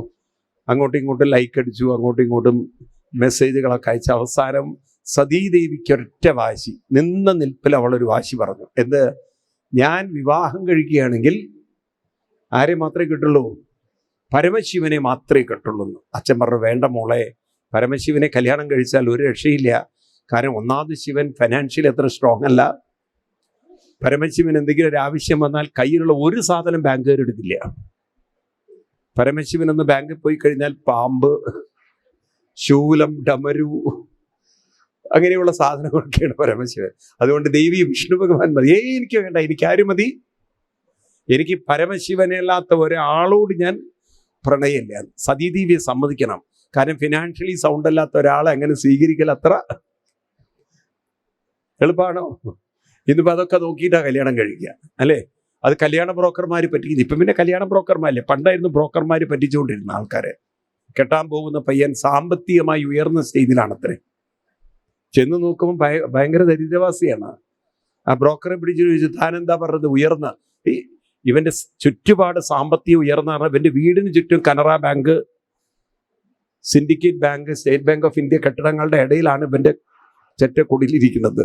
അതുകൊണ്ടാണ് ഞാൻ പറഞ്ഞത് ഇവന്റെ ചുറ്റുപാട് സാമ്പത്തികമായിട്ട് ഉയർന്നിരിക്കുന്നു. ബാങ്കാണ് എന്ന് പറഞ്ഞ പോലെ ഇവിടെ സതീദേവി ഒറ്റ വാശി, എനിക്ക് ആരെയും വേണ്ടു? പരമശിവനെ വേണ്ടു. അങ്ങനെ തീരുമാനിച്ചു. അവസാനം കൃത്യന്തരില്ലാതെ ദക്ഷൻ കല്യാണമൊക്കെ കഴിച്ചു കൊടുത്തു. അവരങ്ങനെ ഹിമാലയത്തിൽ കൈലാസത്തിൽ സുഖമായിട്ട് ജീവിതം കൊണ്ട് നടക്കണു. കാലം പോയതൊട്ടും അറിഞ്ഞില്ല. ഇതിനിടയ്ക്ക് അങ്കിരസ് മഹർഷി ഭാര്യമാരുടെ യാഗം നടക്കുകയാണ്. അപ്പൊ യാഗത്തിന് ത്രിമൂർത്തികൾക്കുള്ള സ്ഥാനം, അവിടെ ബ്രഹ്മാവ് ബ്രഹ്മാവിന്റെ സ്ഥാനത്തിരിക്കുന്നു, വിഷ്ണു ഭഗവാന്റെ സ്ഥാനം, രുദ്രൻ ശിവന്റെ സ്ഥാനത്തിരിക്കണം. പക്ഷെ ഈ യജ്ഞം അല്ലെങ്കിൽ യാഗം സ്പോൺസർ ചെയ്തത് മുഴുവൻ, അല്ലെങ്കിൽ അതിൻ്റെ വലിയൊരു കോൺട്രിബ്യൂട്ടർ നമ്മുടെ ദക്ഷനാണ്. അപ്പൊ ദക്ഷൻ അങ്ങോട്ട് കയറി വരികയാണ്. നമ്മളിപ്പം ചീഫ് മിനിസ്റ്റർ കയറി വന്നാൽ എണീറ്റ് നിൽക്കണ്ടേ? യോഗ്യത ഉണ്ടോ ഇല്ലെന്നുള്ള വേറെ കാര്യം. പക്ഷെ എന്നാലും ഒരു പദവിയിലിരിക്കുമ്പോൾ ആ പദവിക്ക് നമ്മളൊരു ബഹുമാനം കൊടുക്കണ്ടേ? അപ്പം ചീഫ് മിനിസ്റ്റർ പോലെ ഇയാൾ ദക്ഷൻ അങ്ങോട്ട് ആ വേദിയിലേക്ക് കടന്നു വരുമ്പോൾ എല്ലാ ദേവീ ദേവന്മാരും അവിടെ വന്നിരിക്കുന്നവരൊക്കെ ദക്ഷനെ കണ്ട് എണീക്കാൻ തുടങ്ങി. അപ്പൊ ദക്ഷൻ, എനിക്കറിയില്ല തൃശ്ശൂർക്കാരനാണോ എന്നുള്ളത്, ഏത് പാർട്ടിക്കാരനാ എനിക്കറിയില്ല. ചില കുന്നിട്ട് സ്വഭാവമുള്ള ഒരു കുന്നിട്ടേ കാണുള്ളൂ. അയാളുടെ മനസ്സിൽ കടന്നുപോയത് എന്നെ കണ്ടിട്ട് എണീക്കാത്തവരാരാ ഉള്ളത് എന്നാണ്. എണീറ്റവരെ കണ്ടിട്ട് കൈകൂപ്പാനല്ല തോന്നിയത്, എണീക്കാത്തവരാരെങ്കിലും ഉണ്ടെങ്കിൽ അവനെ ഞാൻ വെച്ചിട്ടുണ്ട് എന്ന്. അങ്ങനെ നോക്കുമ്പോൾ ക്രൗഡിൽ അവരൊന്നും അദ്ദേഹത്തിനെ കണ്ടിട്ട് എണീക്കാതിരുന്നില്ല. പക്ഷെ പ്രധാനപ്പെട്ട 3 സ്ഥലങ്ങളിൽ ഇരിക്കുന്ന ആ യാഗത്തിൻ്റെ സ്ഥാനങ്ങൾ ഉറപ്പിച്ചിരിക്കുന്ന ബ്രഹ്മാവ് എണീറ്റിട്ടില്ല, വിഷ്ണു ഭഗവാനും എണീറ്റില്ല, ശിവനും എണീറ്റില്ല. അപ്പൊ ബ്രഹ്മാവ് എണീക്കാത്ത ഇങ്ങോരുടെ അച്ഛൻ ഡാഡിയാണ്. മകനെ കാണുമ്പോൾ ഡാഡി എണീക്കണം എന്നുള്ള ഇന്നത്തെ കാലത്തെ നിയമമാണത്. അന്ന് അങ്ങനെ ഉണ്ടായിരുന്നില്ല. ഇന്നിപ്പോൾ മക്കളെ കാണുമ്പോൾ എണീക്കേണ്ട ഗതികേടിലാണ് ആര്? അച്ഛനെ. എന്താ അച്ഛനൊന്ന് എണീറ്റൂടെ? അത്രയും ഇന്നത്തെ കുട്ടികളാണെങ്കിൽ ഭയങ്കര വിനയമുള്ളവരാണ്. നമ്മൾ ഓരോ വീട്ടിൽ ചെല്ലുമ്പോഴാണ് കാണാം കുട്ടികളുടെ വിനയമൊക്കെ. തല കുനിഞ്ഞിട്ടൊക്കെയാണ് നമ്മളെ സ്വീകരിക്കുക. പിന്നെ മനസ്സിൽ തോണ്ടിക്കൊണ്ടിരിക്കുകയാണെന്നുള്ളത് അതിൻ്റെ വിനയാണ്, അല്ലാതെ നമ്മളോടുള്ള വിനയല്ല. ഇത് പറഞ്ഞ പോലെ ഇവിടെ ആ ദക്ഷനെ കണ്ടിട്ട് ബ്രഹ്മാവ് എണ്ണീട്ടില്ല. വിഷ്ണു ഭഗവാൻ വിചാരിച്ചു എൻ്റെ ഭക്തനല്ലേ എന്ന് പറഞ്ഞുകൊണ്ട് വിഷ്ണു ഭഗവാനും എണ്ണീറ്റില്ല. ഇവര് രണ്ടുപേരും എണീക്കാത്തതുകൊണ്ട് പരമശിവൻ പറഞ്ഞു, സ്വയം തീരുമാനിച്ചു എന്നാ പിന്നെ ഞാനും. കാരണം 3 പേരിരിക്കുന്ന സ്ഥലത്ത് ഒരാൾ മാത്രം എണീക്കുന്നത് ശരിയല്ലല്ലോ. ദക്ഷൻ അതങ്ങ് കണ്ടതും കലി കയറി. ഒന്നാമത് പരമശിവന് മകളെ കൊടുത്തതൊട്ടും ഇഷ്ടമല്ല. അതിൻ്റെ ഇടയിൽ അമ്മായിയപ്പനായ എന്നെ കണ്ടിട്ട് മരുമകൻ കണ്ട ഭാവം കാണിച്ചില്ല എന്നുള്ള കണ്ണുകൊണ്ടാണ് എണീക്കരാകും. പരമശിവൻ എണീക്കില്ല. രണ്ടുപേരും കണ്ണുകൊണ്ടൊക്കെയാ വർത്തമാനം. എണീക്കണമെന്ന് ദക്ഷനും എണീക്കില്ല എന്ന് പരമശിവനും. ഇതും കൂടി കണ്ടില്ലേ, കോപം കുറച്ചുകൂടി കണ്ട് കയറി. പിന്നെ അങ്ങോട്ട് ചീത്ത വാക്കുകൾ അങ്ങോട്ട് ഉപയോഗിക്കാൻ തുടങ്ങി. ശിവൻ ശവം എന്നാണ്, വൃത്തിയുണ്ടോ, വെടുപ്പുണ്ടോ, കുളിയുണ്ടോ, ആ ചുടല ഭസ്മം തേച്ച് നടക്കണു, എൻ്റെ മകളുടെ ഒരു കഷ്ടം, ഈ ഒരുത്തൻ്റെ കൂടെയാണല്ലോ എൻ്റെ മകളെ പറഞ്ഞയച്ചത്. ശിവനെ അധിക്ഷേപിക്കാവുന്നതിൻ്റെ മാക്സിമം അങ്ങോട്ട് ചീത്ത വിളിക്കുകയാണ്. എന്നാൽ ഭാഗവതത്തിൽ പൊതുവേ നമ്മൾ കേട്ടിട്ടുണ്ട്, പരമശിവൻ സാധാരണ അവതാരമല്ല. ഒരു കണ്ണ് തുറന്നാൽ പിന്നെ മുന്നിലുള്ളതെല്ലാം ഫയറാണ്, തീർന്നു. എന്നാൽ ഇവിടെ പരമശിവൻ ഇത്രയും അബ്യൂസ് കേട്ടിട്ടും ഇത്രയും ചീത്ത വാക്കുകൾ കേട്ടിട്ട് പരമശിവന് ഒരനക്കം ഉണ്ടായില്ല. പുഞ്ചിരിച്ചുകൊണ്ട് ദക്ഷ ഇനിയും വല്ലതും വരാണ്ടേ വരട്ടെ എന്നാണ്. ഒരു വളരെ ശാന്തതയോടുകൂടി ചീത്ത കേട്ട ആളാണ് ആര്? പരമശിവൻ. ഒരു തരത്തിലും പ്രകോപനം ഉണ്ടായില്ല. ഒരാളെ ചീത്ത വിളിച്ചിട്ട് കുലുക്കല്ലെങ്കിൽ വിളിക്കുന്ന ആളുടെ ആവേശം എന്തായിരിക്കും? കൂടുവോ കുറയോ? ഇപ്പൊ നിങ്ങളുടെ മക്കളെയൊക്കെ ചീത്ത വിളിച്ചിട്ട് എണീക്കടാൻ നോക്ക്, നീ ആ കാര്യം ഒന്ന് ചെയ്യും, നിന്നോട് ഞാൻ പറഞ്ഞില്ലേ, എന്നിട്ട് ഇളകാതിരുന്നാലോ പിന്നെ നിങ്ങൾ താണ്ഡവം എടുക്കും. അല്ലാതെ നിങ്ങൾക്ക് എന്ത് ചെയ്യാൻ പറ്റും? ഇതുപോലെ ഈ ദക്ഷന്റെ നിയന്ത്രണം വിട്ടുപോയി. പിന്നെ അങ്ങോട്ട് ശപിച്ചു കളഞ്ഞു പരമശിവനെ. അതായത് ഇനി ഒരു യാഗത്തിലും ശിവന് ഒരു സ്ഥാനമുണ്ടാവാതെ പോട്ടെ, കൊടുക്കുന്ന വരങ്ങളൊന്നും ഏൽക്കാതെ പോട്ടെ എന്ന് ശിവനെ ശപിച്ച ആളാണ് ആര്? അമ്മായിയപ്പന്റെ ശാപം ഏറ്റുവാങ്ങിയ അവതാരമാണ് ആര്? സാക്ഷാൽ പരമശിവൻ. ഒന്ന് ആലോചിക്കും നമ്മുടെ അവതാരങ്ങളുടെയൊക്കെ അവസ്ഥ. കല്യാണം കഴിഞ്ഞിട്ട് അമ്മായിയപ്പൻ്റെ ശാപം ഏറ്റുവാങ്ങി. അങ്ങനെ യാഗം കഴിഞ്ഞു. യാഗമൊക്കെ ഒരു ബുദ്ധിമുട്ടില്ലാതെ കഴിഞ്ഞു. ദക്ഷൻ ഇറങ്ങിപ്പോയി. ദക്ഷൻ ഒട്ടും പിന്നെ അവിടെ നിന്നു. അതിൻ്റെ ഇടയ്ക്ക് മറ്റൊരു സംഭവം ഉണ്ടായി. നന്ദീശ്വര സ്വാമിക്ക് ആ ദക്ഷൻ ശപിച്ചതിൽ, പരമശിവനെ ശപിച്ചതിൽ കോപം കൊണ്ടങ്ങോട്ട് കത്തിജ്വലിച്ച് ആ ദക്ഷനെ ശപിക്കുകയാണ്. ഭാഗവതത്തിലെ ആ ദക്ഷശാപം രസമാണ്. പറയാണ്, നിനക്ക് ഐശ്വര്യം ഉണ്ടാവട്ടെ, അഭിവൃദ്ധി ഉണ്ടാവട്ടെ, പുരോഗതി ഉണ്ടാവട്ടെ. ഇത് കേട്ട് കഴിഞ്ഞാൽ ഇങ്ങനെ ഒരു ശാപം നന്നായിരിക്കും തോന്നും. എല്ലാം നല്ലത് വരട്ടെ. എന്നിട്ട് പറഞ്ഞു, അധികം വൈകാതെ തല ആടിൻ്റെ തലയാവട്ടെ. അപ്പൊ ബാക്കി പിന്നെ എന്തുണ്ടായിട്ട് എന്താ കാര്യം ഇല്ലേ? ആടിൻ്റെ തലയാവട്ടെ ശപിച്ചു കളഞ്ഞു. അങ്ങനെ അങ്ങോട്ടും ഇങ്ങോട്ടും ശപിച്ച ഒരു സ്ഥലമായി ആ യാഗഭൂമി. അങ്ങനെ ദക്ഷൻ ഇറങ്ങിപ്പോയി. യാഗമൊക്കെ കഴിഞ്ഞ് ശിവൻ തിരിച്ചുപോയി. പാർവതീ ദേവി ചോദിച്ചു എന്തൊക്കെയായിരുന്നു യാഗത്തിന്റെ വിശേഷങ്ങളൊക്കെ, കഥകളൊക്കെ പരമശിവൻ പറഞ്ഞു. നന്നായിരുന്നു. അച്ഛനെ കൊണ്ടു. പിന്നെ കാണാതിരിക്കാൻ പറ്റുമോ? നല്ലോണം കണ്ടിട്ടാണ് വരുന്നത്. അച്ഛൻ എങ്ങനെ ഇരിക്കുന്നു, സുഖമായിട്ടിരിക്കുന്നു, വർത്തമാനമൊക്കെ പറഞ്ഞു, നല്ലോണം പറഞ്ഞു. എന്നാൽ പരമശിവന്റെ ഒരു പ്രത്യേകത, അവിടെ നടന്ന വേണ്ടാത്തതൊന്നും ആരോട് പറഞ്ഞില്ല. അതാണ്, അതൊരു വലിയ ഭഗവാന്റെ ഒരു മഹത്വം തന്നെയാണ് അല്ലേ? വേറെ വല്ലവരാണെങ്കിൽ ആ ഭാര്യയ്ക്കിട്ട് കൊടുത്തിട്ടുണ്ടാവും, നിന്റെ ഒരു അച്ഛൻ എന്ന് പറഞ്ഞ ഭ്രാന്ത് കയറിയിട്ടുണ്ടാവും. ഇവിടെ ഒന്നും മിണ്ടാതെ പരമശിവൻ അങ്ങനെ ഒരു സംഭവമേ നടന്നിട്ടില്ല എന്നുള്ള ഒരു കൂളായിട്ടത് മാനേജ് ചെയ്തു. കാലം മുന്നോട്ട് പോയി. യാഗത്തിലൊന്നും ശിവന് സ്ഥാനമില്ല. അങ്ങനെ ഇരിക്കെ ദക്ഷന് തന്നെ ഒരു തോന്നല്, എന്നാൽ പിന്നെ ശിവനില്ലാതെ ഒരു യാഗം നടത്തണം. അങ്ങനെ അതിനുവേണ്ടി ഒരുക്കങ്ങളൊക്കെ ഉണ്ടാക്കി. എല്ലാവരെയും ക്ഷണിച്ചു. ആരെയും ക്ഷണിക്കില്ല? ആരെയും ക്ഷണിക്കില്ല? ശിവനെ ക്ഷണിക്കില്ല എന്ന് മാത്രമല്ല, മകളായ സതിയും ക്ഷണിച്ചില്ല. അങ്ങനെ യാഗത്തിന്റെ പുരോഗതി നടക്കുന്നു. പ്രധാന ദിവസം ദേവന്മാരൊക്കെ അങ്ങനെ പോകുന്നുണ്ട്. ഈ സമയത്താണ് സതീദേവി ദേവികളൊക്കെ അങ്ങനെ പോകുന്നത് കണ്ടപ്പം പരമശിവന്റെ അടുത്ത് എന്നിട്ട് പറയുന്നത്, അച്ഛൻ യാഗം നടത്തുന്ന കാര്യം അറിഞ്ഞില്ലേ? അങ്ങ് അറിഞ്ഞു. എന്നിട്ട് എന്തേ പോവണ്ടേ? ഇല്ല ദേവി. അല്ല, അച്ഛൻ ക്ഷണിച്ചില്ലെങ്കിലും പോവുക എന്നതൊരു മകളുടെ ധർമ്മമല്ലേ? ആയിരിക്കാം. അല്ല, അപ്പൊ അച്ഛൻ ക്ഷണിച്ചില്ലെങ്കിലും നമ്മൾ പോവണ്ടേ? ഞാനില്ലേ ദേവി. അല്ല, എന്നാലും ഒന്ന് പോവണ്ടേ? ഞാനില്ലേ ദേവി. അങ്ങനെ അങ്ങ് പറഞ്ഞ ബുദ്ധിമുട്ടല്ലേ? അപ്പൊ ഭഗവാൻ പറഞ്ഞു, സത്യം പറയാലോ ദേവി, ചിലവരൊക്കെ വിളിച്ചാലും പോവാതിരിക്കുന്നത് തടിക്ക് നല്ലതാണെന്ന്. കാരണം അന്ന് എന്താ ഉണ്ടായത് എന്നുള്ളത് പരമശിവന് നല്ല ബോധ്യമുണ്ട്. അതുകൊണ്ട് പറഞ്ഞു, ഈ യാഗത്തിന് ഞാനില്ല. അപ്പൊ ദേവി പറയാണ്, അച്ഛൻ യാഗം നടത്തുന്നിടത്തേക്ക് അച്ഛൻ്റെ പൊന്നാര മകളായ ഞാൻ പോയിട്ടില്ലെങ്കിൽ അച്ഛൻ എന്ത് വിചാരിക്കുന്ന? പരമശിവൻ വിചാരിച്ചു, നല്ലോണം വിചാരിക്കട്ടെ എന്ന്. എന്ത് ചെയ്യാൻ പറ്റും? ഓരോരുത്തരുടെ തലയിലെഴുത്ത്. അങ്ങനെ ആ ദേവി യാഗത്തിന് പോവാൻ സ്വയം തീരുമാനിച്ചു. ശിവനില്ല. ഭഗവാൻ നന്ദീശ്വര സ്വാമികളോട് പറഞ്ഞു, യാത്ര മോശമാവണ്ട, ഒരു ഘോഷയാത്രയായിട്ട് തന്നെ പോയിക്കോളൂ. അപ്പോഴേക്കും നമ്മുടെ നന്ദീശ്വര സ്വാമി തകിലുകാരനെയും നാദസ്വരക്കാരനെയൊക്കെ ക്ഷണിച്ചു. അങ്ങനെ ഇവർ പോകുന്നത് നല്ല കൊട്ടും മേളത്തോടു കൂടിയിട്ടാണ് ദേവിയെ കൊണ്ടുപോകുന്നത്. അവിടെയാണെങ്കിലോ ദക്ഷനാണെങ്കിൽ അങ്ങ് ഫുൾ ടെൻഷനിലായിരിക്കുന്നത്. കാരണം പ്രധാനപ്പെട്ട 2 പേര് വന്നിട്ടില്ല. ബ്രഹ്മാവും വന്നിട്ടില്ല, വിഷ്ണു ഭഗവാനും വന്നിട്ടില്ല. ബ്രഹ്മാവ് വിഷ്ണു ഭഗവാനെ വിളിച്ചിട്ട് ചോദിച്ചു, യാഗത്തിന് പോകണ്ടോന്ന്. വിഷ്ണു ഭഗവാൻ പറഞ്ഞു, ഞാനില്ല എന്ന്. കാരണം ശിവനില്ലാത്ത യാഗം ഇതുകൊണ്ട് അത് പൂർണ്ണാവില്ല, ഞാനില്ല എന്ന്. അതുകൊണ്ട് ഞാൻ ട്രിപ്പ് ക്യാൻസൽ ചെയ്തു. അപ്പൊ ബ്രഹ്മാവ് എന്ത് ചെയ്തു? ട്രിപ്പ് ക്യാൻസൽ ചെയ്തു. ഇവിടെയാണെങ്കിൽ ഇവർ 2 പേരും വരാത്ത ടെൻഷനിലാണ് ദക്ഷൻ. അങ്ങനെ ദക്ഷൻ ടെൻഷനിലിരിക്കുമ്പോഴാണ് ഈ കൊട്ടും മേളമൊക്കെ കേൾക്കുന്നത്. കൊട്ട് കേട്ടതും ദക്ഷൻ വിചാരിച്ചു, ബ്രഹ്മാവ് വരുന്നുണ്ടാവും, വിഷ്ണു വരുന്നുണ്ടാവും.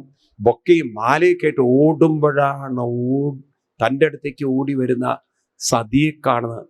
ഒരൊറ്റ ആട്ട് വന്നിരിക്കണോ, ഇങ്ങോട്ട് കയറി വന്നിരിക്കുന്നു. ആര് ക്ഷണിച്ചിട്ടാണ് വന്നിരിക്കുന്നത്? ആരോട് ചോദിച്ച പോലെ അങ്ങോട്ട് കയറിയത്? അധികാരത്തിന്. എന്നിട്ട് എത്തി നോക്കുകയാണ് ആ ക്രൗഡിലേക്ക്. ആരെ നോക്കണത്? ശിവനും കൂടി ഉണ്ടോ എന്നുള്ളത്. ശിവനെ പിന്നെ കണ്ടുപിടിക്കാൻ എളുപ്പമാണ്. തലയിൽ ജടയും എല്ലാ കാര്യങ്ങളൊക്കെ ഉള്ളതുകൊണ്ട് പെട്ടെന്ന് കണ്ടുപിടിക്കുക. അങ്ങനെ നോക്കുമ്പോൾ ശിവനെ കണ്ടില്ലേ, ദേഷ്യത്തിൽ ദക്ഷൻ ഇറങ്ങിപ്പോയി, അങ്ങോട്ട് കയറിപ്പോയി.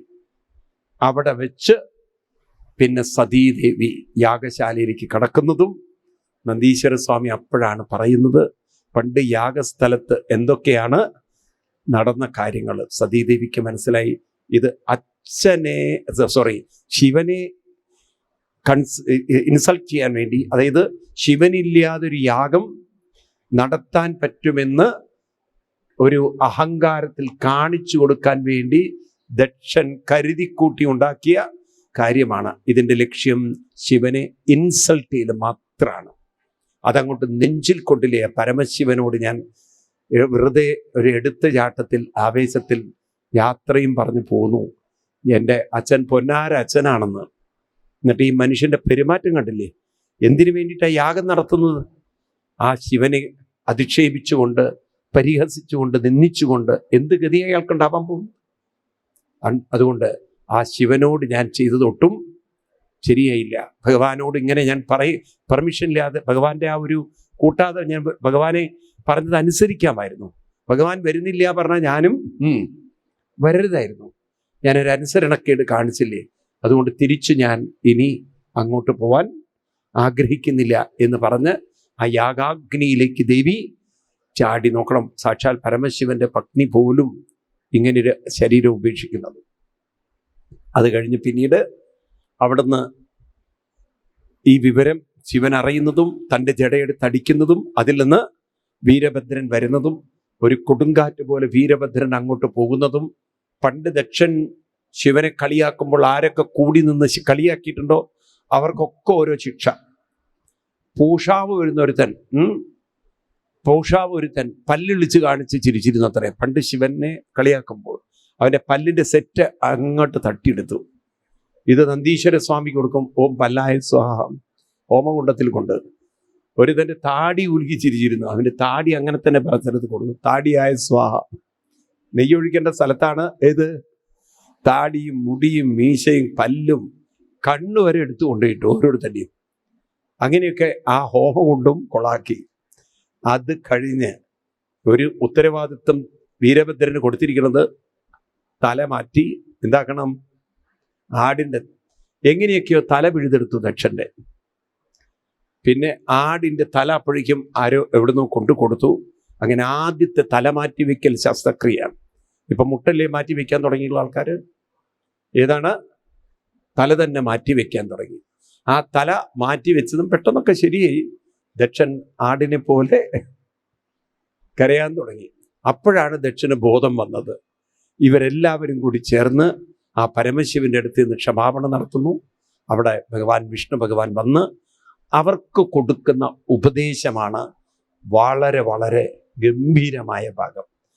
4-ാം സ്കന്ധത്തിൽ 7-ാം അധ്യായത്തിൽ 50, 51, 52, 53, 54 ശ്ലോകം ഹിന്ദുക്കൾ ശരിക്കും പഠിക്കേണ്ട ഒരു ഭാഗമാണ്.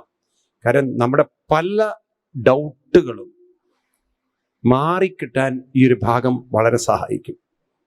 പറയുന്നു, അഹം ബ്രഹ്മാശ്ച സർവശ്ച ജഗത കാരണം പരം ആത്മീശ്വര ഉപദൃഷ്ട സ്വയം ദൃക് അവിശേഷണ.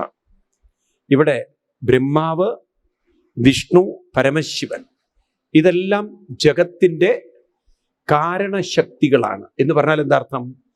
ഇവിടെ ശ്രദ്ധിക്കുക നിങ്ങൾ, ഈ പ്രപഞ്ചം എന്ന് പറയുന്നത് ഇപ്പം നമ്മളെ സംബന്ധിച്ച് അനേക രൂപങ്ങളെ ആരാധിക്കുമ്പോഴും ഈ രൂപങ്ങൾക്കെല്ലാം പിന്നിൽ ഒരേ തത്വമാണെന്ന് നമ്മൾ പഠിക്കുന്നില്ല.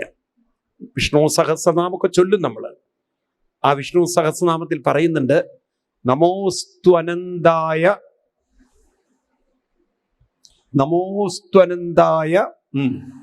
സഹസ്രമൂർത്തയെ സഹസ്രപാദാക്ഷി ശിരൂരുഭാഹവേ സഹസ്രനാംനേ പുരുഷായ ശാശ്വതേ സഹസ്രകോടി യുഗധാരിണി. അപ്പൊ സഹസ്ര രൂപങ്ങൾ, അരൂപായൊരു രൂപായ, രൂപമില്ലാത്തവൻ അനവധി രൂപങ്ങളെ എടുത്തിരിക്കുന്നു. അപ്പൊ ഇതെല്ലാം നമ്മൾ ശ്രദ്ധിക്കണം. ഒരേ തത്വം തന്നെയാണ് പല കാര്യങ്ങൾക്കായി പല രൂപങ്ങളായി മാറുന്നത്. ഇപ്പൊ തള്ളവിരൽ, ചൂണ്ടുവിരൽ, ഓരോന്നിനും ഓരോ പ്രവൃത്തികളുണ്ട്. ഇപ്പൊ നമ്മൾ കഴിക്കുന്ന ആഹാരം തന്നെയാണ് ചൂണ്ടുവിരലും തള്ളവിരലൊക്കെ ആയത്. ആണോ? ഇതുപോലെയാണ് ബ്രഹ്മാവും വിഷ്ണുവും ശിവനും സുബ്രഹ്മണ്യസ്വാമിയും അയ്യപ്പസ്വാമിയും എല്ലാവരും. ആരാണ്? 52-ാം ശ്ലോകം നോക്കൂ. തസ്മിൻ ബ്രഹ്മണി അദ്വിതീയേ കേവലേ പരമാത്മനി. എല്ലാവരും ആര് തന്നെയാണ്? ഒരേ പരമാത്മതത്വം തന്നെയാണ്.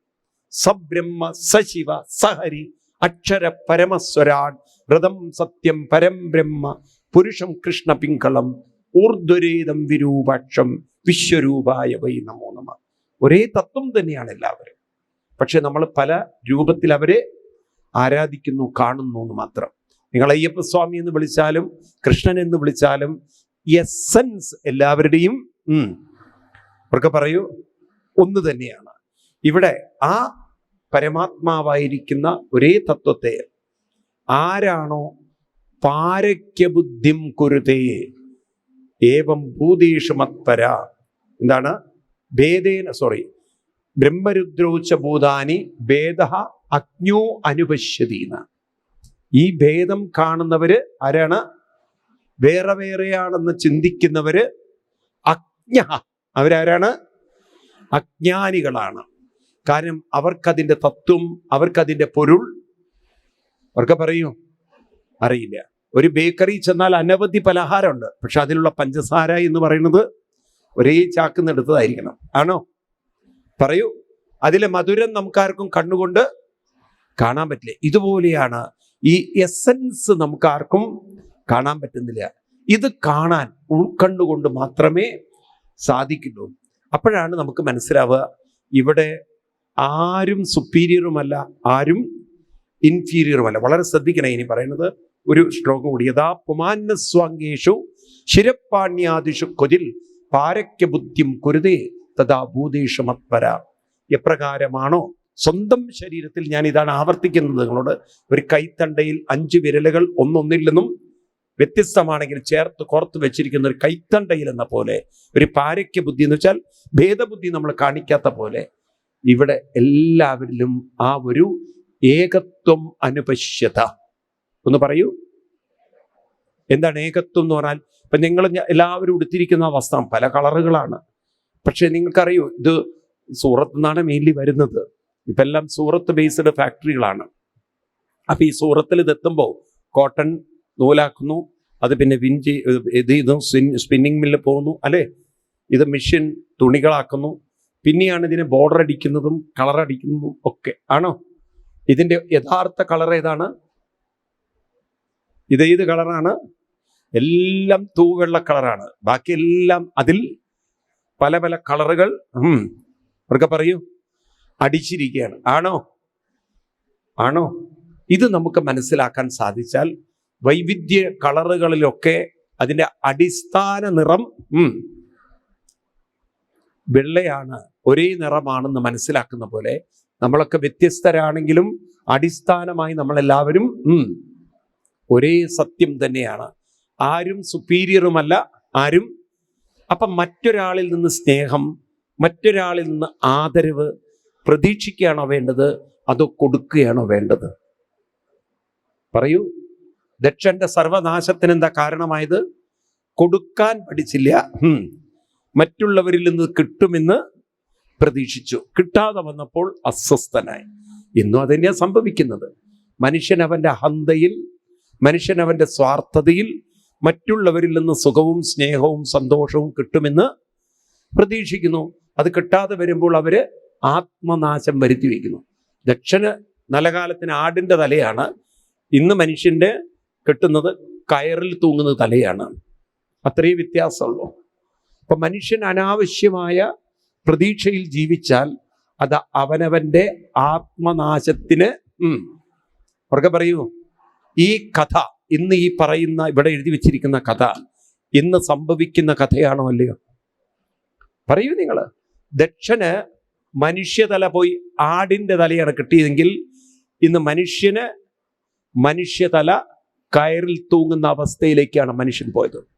അവനവൻ്റെ ഉള്ളിലുള്ള അഹങ്കാരവും ധാർഷ്ട്യവും സ്വാർത്ഥതയും കൊണ്ട് മറ്റുള്ളവർ സ്നേഹിക്കും, മറ്റുള്ളവർ പരിഗണിക്കും, മറ്റുള്ളവർ തട്ടും തലോടും എന്നും പ്രതീക്ഷിച്ച് ജീവിച്ചാൽ ഇത് കിട്ടാതെ വരുമ്പോൾ മനോവേദന കൊണ്ട് കയറിൽ തൂങ്ങുന്ന പെൺകുട്ടികളാണ് നമ്മുടെ വീടുകളിലുള്ളത്. മനസ്സിലാവുണ്ട് ഞാൻ പറയണത്? ആണോ അല്ലയോ? എന്താ ഒന്നും മിണ്ടാത്തത് നിങ്ങൾ? ഇവിടെയാണ് ഈ ദക്ഷ കഥയിലൂടെ നമ്മളെ പഠിപ്പിക്കുന്നത്. ഇങ്ങോട്ട് മറ്റുള്ളവരിൽ നിന്ന് സ്നേഹം പ്രതീക്ഷിക്കുന്നതിന് കാരണം മനസ്സത്രയും ദുർബലരാണ്. നിങ്ങൾ അനുഷ്ഠാനങ്ങളെ കൊണ്ട് മനസ്സിനെ മനോബലമുള്ളവരാക്കി തീർത്താൽ നിങ്ങൾ പ്രതീക്ഷിക്കുന്നവരല്ല, നിങ്ങൾ പ്രകടിപ്പിക്കുന്നവരായി മാറും. നിങ്ങളൊരു കൺസ്യൂമർ അല്ല, നിങ്ങളൊരു പ്രൊഡ്യൂസറായിട്ട് മാറും. നിങ്ങളൊരു യാചകന്മാരല്ല, നിങ്ങളൊരു സമ്പന്നരായിട്ട് മാറും. നിങ്ങൾ കൊടുക്കുന്നവരായി മാറും. മനസ്സിലാവുണ്ടല്ലോ? മറ്റുള്ളവർക്ക് കൊടുക്കണമെങ്കിൽ അവരവരുടെ ഉള്ളിൽ മനോബലം അവർക്ക് പറയൂ. അതാണ് അച്ഛനമ്മമാരില്ലാതെയാക്കി തീർത്തത്. നാമജപ സംസ്കാരങ്ങളും അനുഷ്ഠാനങ്ങളും ഇല്ലാതെ പോയി. നമുക്ക് ക്ഷേത്രങ്ങളിലൊക്കെ പോകുമ്പോഴും വായും പൊളിച്ച് നോക്കി തൊഴുത് കഴിഞ്ഞാൽ പാൽപ്പായസം ചീപ്പിട്ടാക്കി അങ്ങനെ പോകുന്നവരായി മാറി നമ്മൾ. നേരെ മറിച്ച് കുട്ടികളെയും കൊണ്ട് പോകുന്ന സമയത്ത് ഈ കുട്ടികൾക്ക് അവിടെ ഇരുന്ന് വിഷ്ണു സഹസ്രനാമം ചൊല്ലാനാണ്, ഇതിനാണ് നമ്മൾ അമ്പലത്തിൽ പോകുന്നത്, അവിടെ ഇരുന്ന് ജപിക്കണം. അങ്ങനെ ഒരു സംസ്കാരം ഉണ്ടാക്കി വെച്ചിരുന്നെങ്കിൽ ആ കുട്ടികളുടെ ഉള്ളിൽ പ്രിന്റ് പോലെ ഉണ്ടാകുമായിരുന്നു. ഗുരുവായൂരിൽ പോകുമ്പോൾ എന്ത് ചെയ്യണം? നാമം ജപിക്കണം. പാൽപ്പായസവും അപ്പവും ഒക്കെ രണ്ടാമത്തെ കാര്യമാണ്. പിന്നെ മനസ്സിലായില്ലേ?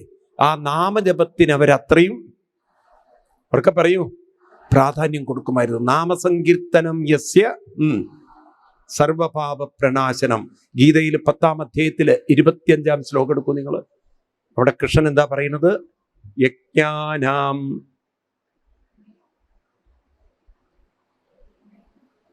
എന്താണ് അവിടെ പറയുന്നത്? 10-25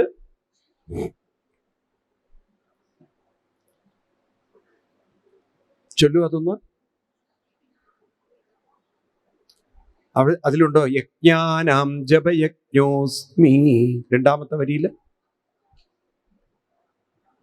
കണ്ടു ആരെങ്കിലും? എത്രാമത്തെ ശ്ലോകാണ്? 35.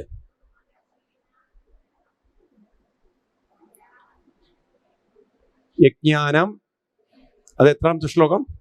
25. 25 അല്ലേ? 25-ാമത്തെ വരിയിലുണ്ടല്ലോ അത്.